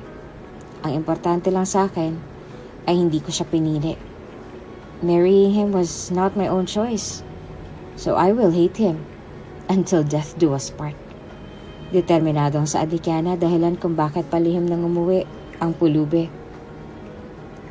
Pero kung ikaw mismo ang magdedesisyon kung sino ang mapapangasawa mo, oo, hindi na ako hihindi. Gusto ko kapag mahuhulog ako sa isang tao, I want it to be natural. Like, love at first sight. Yung alam mo na talaga sa sarili mo na siya na. Kahit hindi pa ito nare-realize ng isip ko, alam na ito ng puso ko. Mahirap naman yata ang love at first sight na gusto mo. Komento ng pulube. Mali yata yung desisyon mo, miss. Ayaw mo ba ng billionaire's wife agad-agad? Wika pa nito dahilan kung bakit pabiro siyang tinulak ng dalaga sa dibdib at natigilan nito. Matipuno ang iyong katawan. Hindi mo aakalain na wala kang kinakain. Nagtatakang sambit ni Kiana nang maramdaman niya ang tigas ng katawan ni Julius. Minsan kasi pumapasok ako sa construction. Nerbiyoso ang pagsisinungaling nito. Kaya naman pala. Bulong nito. Kung tutuusin ay siguradong may itsura ka rin. Ang tangos ng ilong mo parang hindi totoo. Bahagyang natawa naman si Julius dahil ang prosthetics na iyon. Baka ako nang hinihiling mong first love, Miss Kiana. Pang-aasar niya pa bago nagpatuloy. Biro lang. Alam ko namang walang magkaka-interes sa isang pulubing kagaya ko. Sabi pa nito na ikinasimangot naman ang dalaga. Bakit naman hindi? Alam mo, mas importante ang kalooban ng isang tao. Aanhin mong pera at magarang lifestyle kung hindi ka naman masaya. Kahit simple lang ang buhay, okay lang basta kasama mo ang mga mahal mo sa buhay. Sigurado akong swerte kung sino man ang mapapangasawa mo. Dahil bukod sa marunong ka sa buhay, ay mabuti rin ang iyong puso. It's always the heart that matters. Salamat, Miss Kiana. Pero sa ating dalawa, klaro naman na ikaw ang may mas mabuting puso. Hindi lang siguro halata dahil nade-distract sila sa kagandahan mo. Ngiti ni Julius bago nagpatuloy. Pero kung alam lang nila kung gaano kakabuti, siguro ay maraming pipila para sa pribilehiyo na mahalin ka. Unti-unting pumula ang pisngi ng dalaga pagkatapos niyang marinig ito. Ano ba? Nahihiyang singhal ni Kiana. Tinutuo mo talaga yung sinabi mo sa akin na sa akin ka lang kakampi ha. In fairness, ang galing mong mangbola, Jack. Humalakak si Julius bago sumubo ng pagkain na nasa harap niya. Hindi ako nang bobola, no? Mahirap lang ako pero hindi ako sinungaling. Totoo namang maganda ka. Loob at labas. Bulag na lang hindi makakakita nun. Sa mga matamis niyang salita ay agarang nasamid ang dalaga at pinalupa-lupa pa ang kanyang dibdib. Okay ka lang? Natatarantang tumayo ang pulube at hinagod ang kanyang likod. Dahan-dahan sa pagkain. Dagdag pa nito habang pinapainom ito ng tubig. Naubo ang dalaga. Okay na ako, sabi nito. Salamat. Nahihiya niyang inangat ang kanyang tingin sa matangkad na figura na mukhang nag-aalala pa rin sa kanya. Naalala ni Julius ang dungis na nilagay niya sa kanyang mga palad. Pasensya ka na at baka nadumihan ko ang damit mo. Mukhang mamahalin pa naman. Nanghinaya niyang sambit dahilan kung bakit umiling ang dalaga. Magpapadala na lang siya ng mas magandang designer na damit para mapalitan ito kung magalit si Kiana. Ano ka ba? They're just clothes. Pwede yang labhan. Pagwawalang bahala niya bago niya kunin ang kamay ni Julius at pinisil ito. Pinakita niya ang dungis na sumalin sa kanyang palad. See? Pwedeng hugasan. Huwag kang mag-sorry sa hindi mo namang kasalanan. Mas lalong napahanga si Julius sa pinakitang mabuting kalooban ni Kiana. Ibang-iba ang kanyang pagkatao from when she met Julius as a CEO compared to when she met him as a beggar. Kung malamig ang pakikitungo niya sa arranged husband niya, Mainit naman ang pagtanggap niya sa isang taong hindi niya naman lubusan kilala. At kung pag-uusapan naman ang mga rumors ng pagiging spoiled brat niya, ni Katiting ay hindi nila nakuha ang tunay na ugali ni Kiana. Walang kaarte-arte ang babaeng to. This woman was stunning, inside and out. Mag-iisang buwan ang nakalipas sa ganito ang kanilang gawi. Pagkatapos ng trabaho ay dediretso si Kiana sa kung saan naghihintay si Julius at doon sila mag-uusap tungkol sa kung ano-ano lang. Minsan ay dadalhin siya ni Kiana sa hotel-restaurant at minsan naman ililibre siya ni Julius sa labas ng tusok-tusok o hindi kaya yung merienda na binibenta sa bangketa at masaya naman itong tinatanggap ng dalaga. Binawas-bawasan niya rin ang dungis sa kanyang katawan at hindi na rin gutay-gutay ang kanyang mga damit. Wala rin namang nakakakilala kay Kiana kapag lumalabas sila dahil sinisigurado nitong nakasombrero ang kanyang buhok at nakatago ang kanyang mukha gamit ang face mask. Nakakatawa nga ang sitwasyon nila ngayon, isip-isip ni Julius. Parehas na silang nagtatago ng kanilang tunay na katauhan. Araw-araw ay mas lalo lang nahuhulog si Julius kay Kiana. Matalino ang dalaga at may malasakit sa mga mahihirap. At kahit sinabi na nito na hindi niya papakasalan si Julius, tila ba ang hirap niyang pakawalan. Kaya naman ay nagpa siya na lang ang CEO na magpatuloy muna maging pulubi. Nang sa paraan na ito ay makasama niya ang dalaga. Dahil sigurado siyang kapag nalaman ni Kiana ang kanyang tunay na pagkatao, ay hindi niya ibibigay ang oras niya ng ganito. Julius settled for this. Naisip niyang mas maayos na itong relasyon nila ngayon kesa naman tuluyan na lang silang maging estranghero sa isa't isa kapag pinatigil niya ang dapat nakasala nila. Total ay ayaw ni Kiana at hindi niya na kinayang magpumilit pa dito at baka lalo lang ma-stress ang dalaga. Nagpasya na lang siya na walang kasalang magaganap sa kanilang dalawa. Matagal-tagal na rin bago siya nagdesisyon na tumaliwas na lamang sa kagustuhan ng ama niya at sa kagustuhan niya rin. Di bali nang hindi ito susunod bilang chairman. Ayaw niya na maging miserable ang buhay ng dalaga bilang asawa niya. Simply because a good person like her doesn't deserve to be forced against her own will. At kahit na pamahal na rin si Julius kay Kiana ay wala siyang magagawa. Ang pagkukunwaring pulubi na lang ang tanging paraan para mapalapit ito sa dalaga nang hindi ito magagalit. Jack, napansin mo ba si Allen na pasimpleng tumitingin sa'yo habang bumibili tayo? Ngayong nabawas-bawasan ng dungi sa iyong mukha, alam na ng lahat na may itsura ka. Reklamo ni Kiana habang kinakagatan ng binili nilang banana cue sa bangketa. Hindi naman ito napansin ni Julius dahil kay Kiana lang naman ito nakatingin palagi. Ngunit nang nabawasan niya ang dungis sa kanyang mukha ay marami ring nagsisilapit ang mga babae kahit itsurang pulubi pa rin siya. Lingid sa kaalaman ni Julius ay hindi natatakpan ng kaunting dungis o ng lumang damit ang angking kagwapuhan niya. Hindi nito natatago ang strong facial features na taglay ni Julius, pati na rin ang matipuno niyang katawan at tikas. Oo nga may lumalapit rin sa akin kapag hinihintay kita sa labas ng kumpanya ninyo. Sabi nila nakikipagkaibigan daw sila. Sabi ni Julius habang inaalala ang nangyari. Pero syempre, tumanggi ako dahil ikaw lang naman na gusto kong kaibiganin. Pasimpleng hinawakan agad ni Kiana ang kanyang mga pisnging nagiinit para matakpan ito. Pambihira nga naman oo. Sa ating dalawa ako pang nagkaroon ng kakompetensya sa'yo. Mahinang imik ng dalaga. Anong kompetensya? Sabi pa nito. Mukhang narinig ang bulong ng dalaga.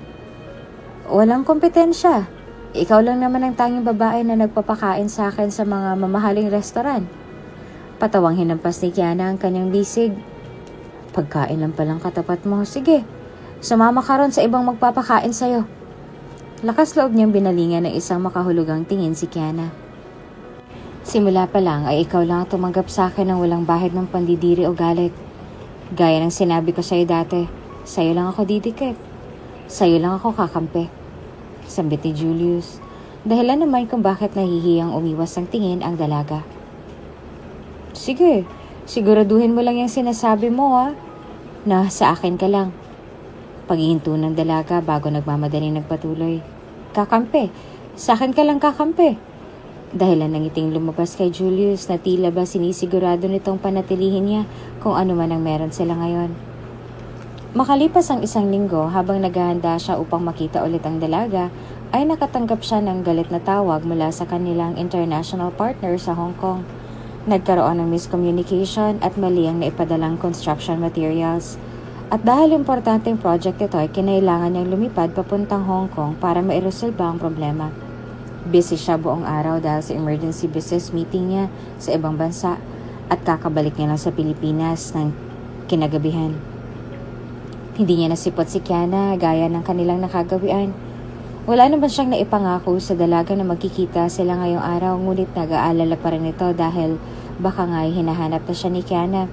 Lalo na't walang araw na hindi sila nagkasama pagkatapos ng trabaho ng dalaga.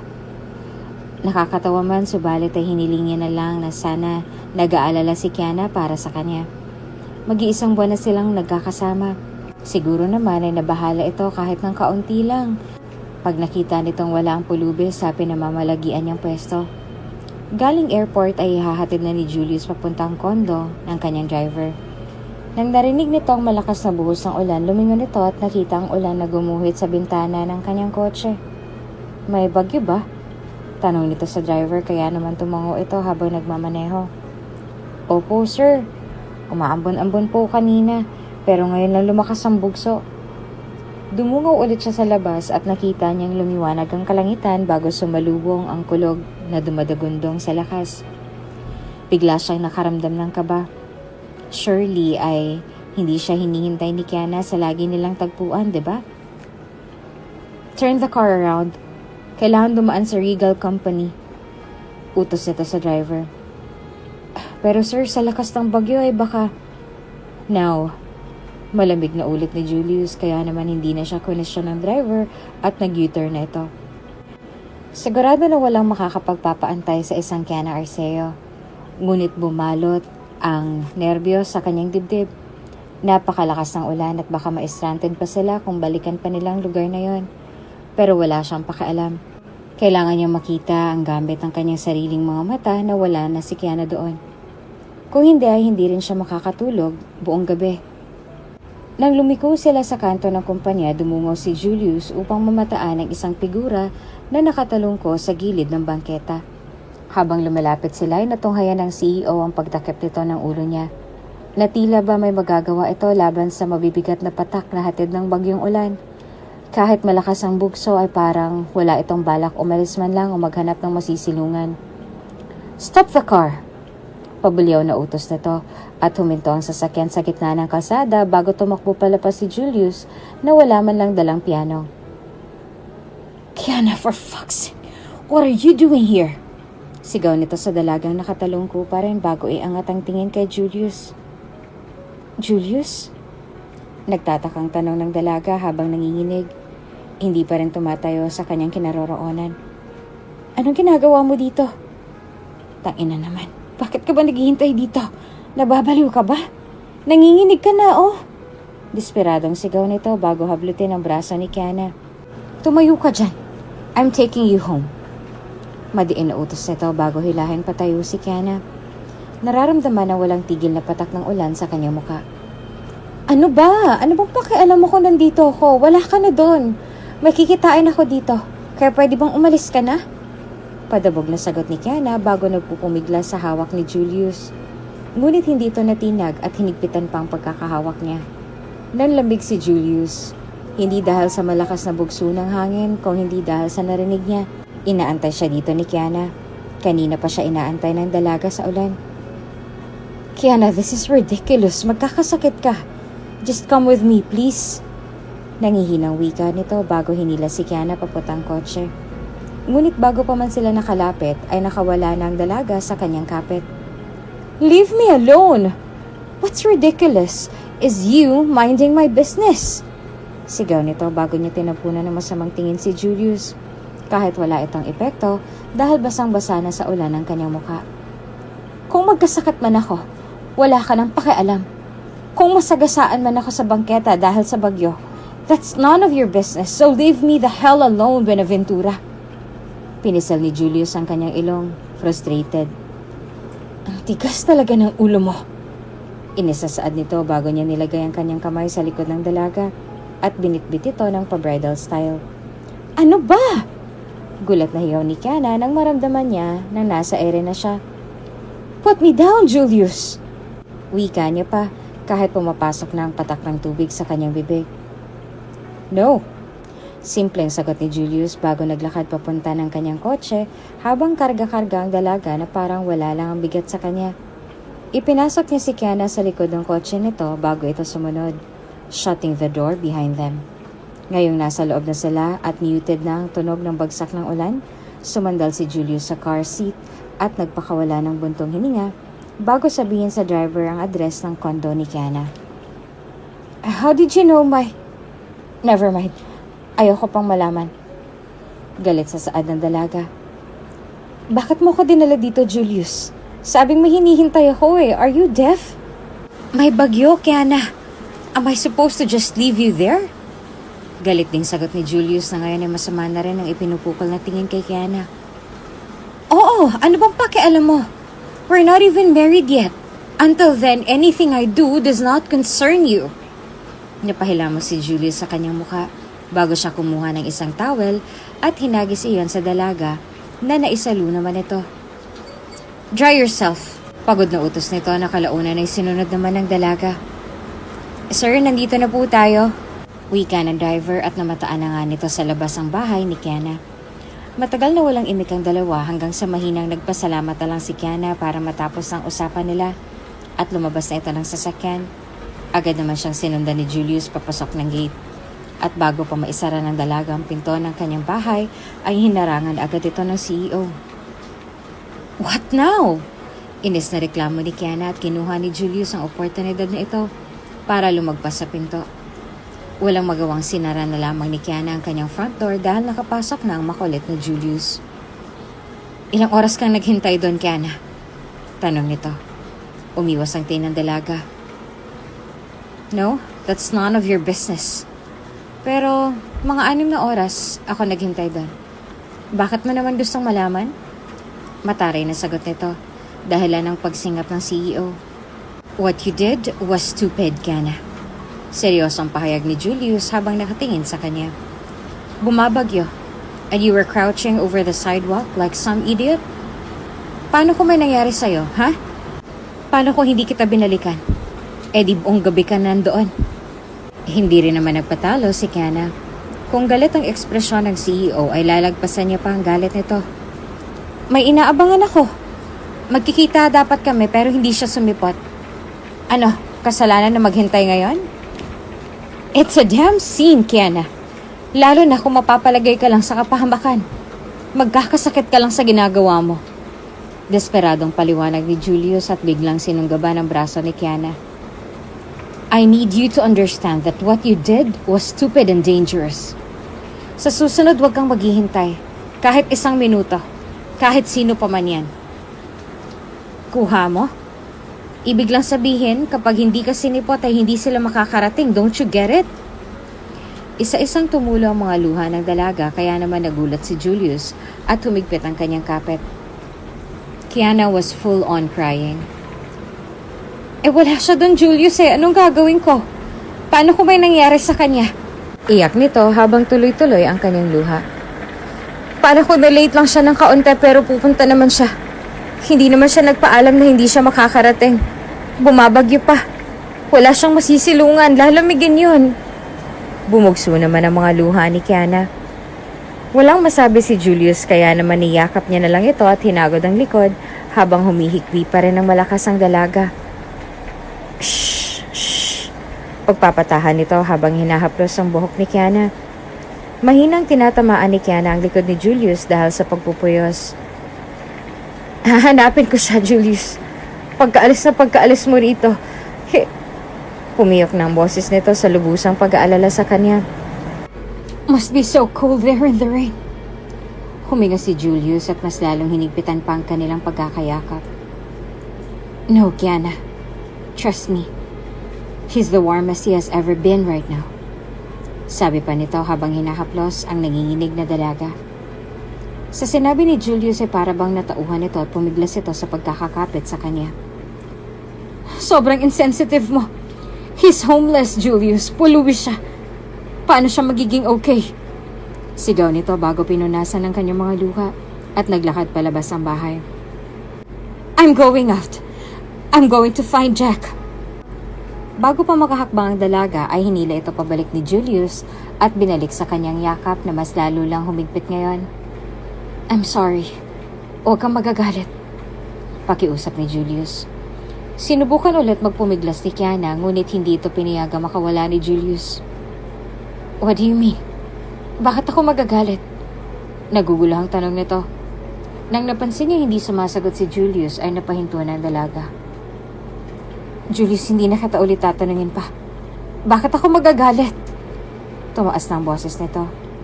Nagbitaw ito ng buntong hininga. Kumakalabog ang puso. Hindi niya naisip na sa ganitong paraan niya sasabihin ang katotohanan. Hinawakan niya ang dalawang kamay ng dalaga.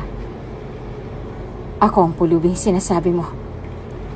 Naningkit ang mga mata ni Kiana sa galit before she let out a short bark of laughter. Ayoko sanang matawa pero... Julius, ano na namang pinagsasasabi mo? Sira ka ba? Pulube. Isang Buenaventura? A CEO of an international construction firm? Hindi makapaniwalang saad nito bago nagtakang lumabas ulit sa pinto. Huwag kang magpatawa. Stop this nonsense. I'm leaving. Kinuha ulit ni Julius ang bisig ni Kiana. Kaya naman inis na bumalik ang tingin ng dalaga rito. No, makinig ka sa akin, Kiana. Pagpisil nito sa kanyang mga kamay. Ako si Jack. Ako yung pulubi na lagi mong kasama pagkatapos ng trabaho. Ako ito.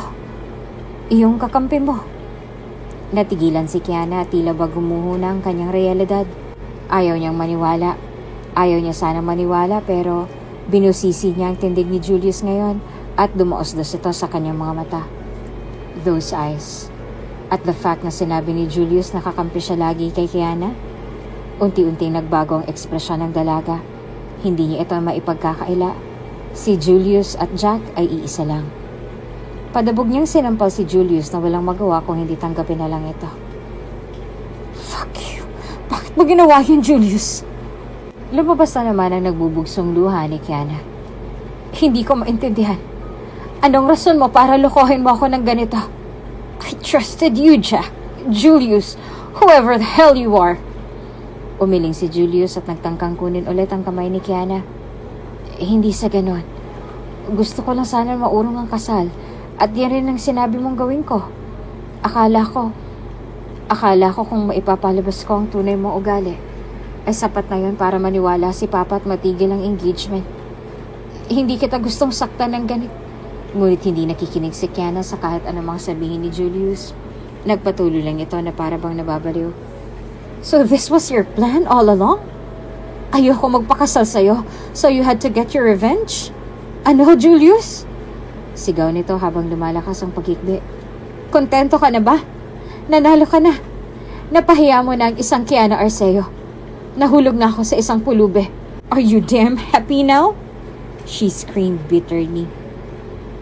Lumuwag ang kapit ni Julius sa kanya. Ha? Ano? Huwag kang magtanga-tangahan, Julius.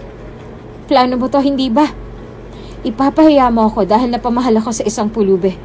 Na napamahal ako sa'yo when I swore I would never marry you. Iyak na to.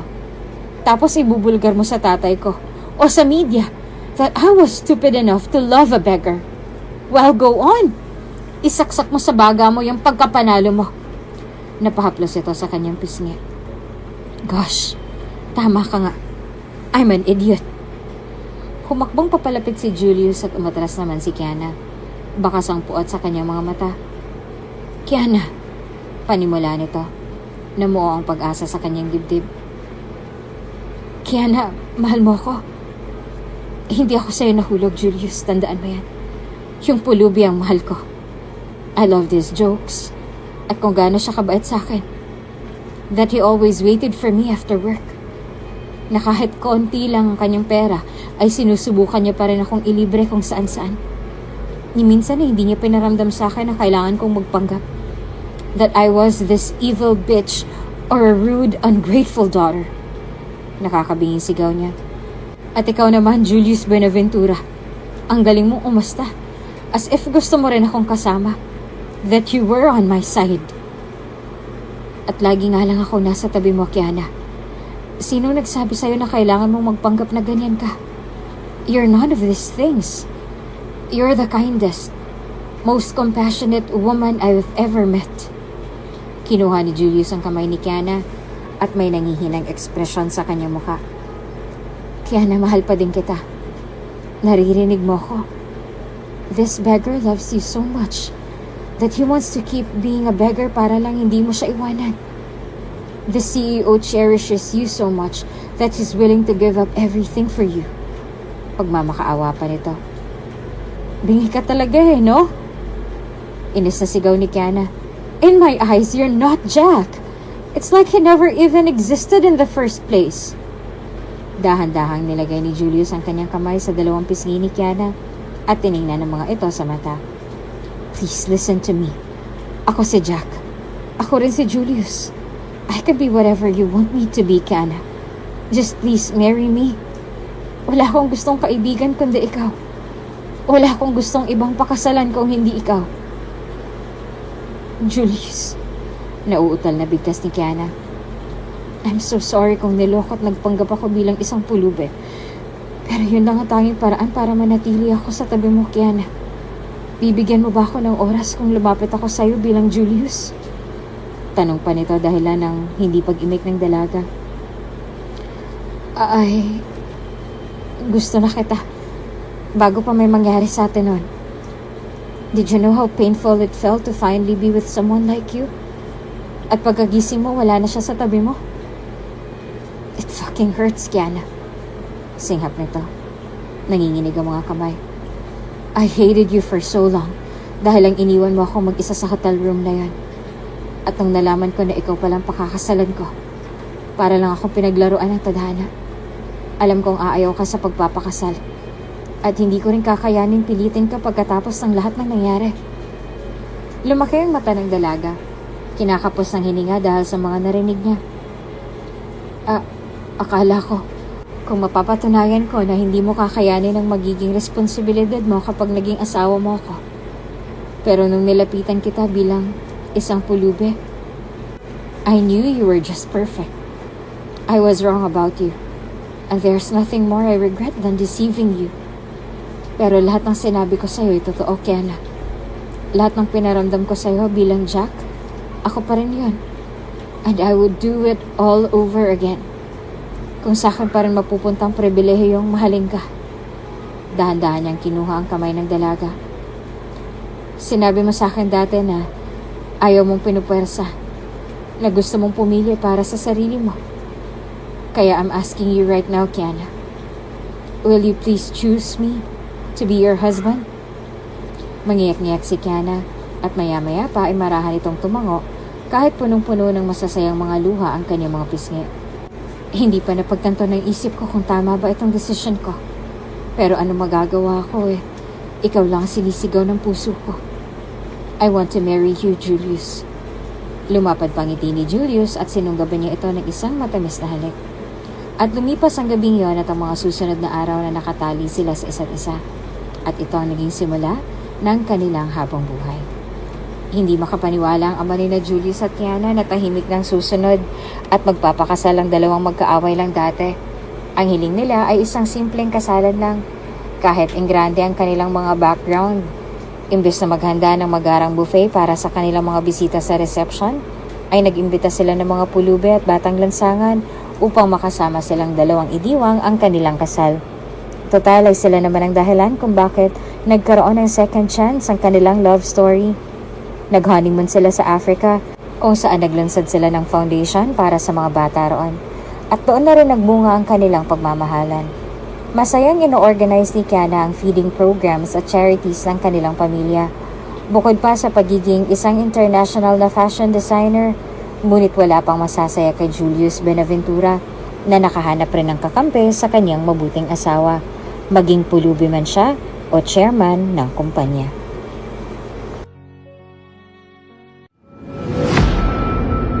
Kung bago ka pa lang sa channel na ito, Ate Jane TV, huwag kalimutang pindutin ang notification bell and subscribe button. Sana po hindi naman malaking abala sa inyo ang pagpindot ng subscribe button dahil ang kapalit po nito ay ang pagsuporta para makapag-produce ng mga libreng stories sa mga channels ni Ate Jane. Maraming salamat! Kung hindi mo pa naiisip, Kiana,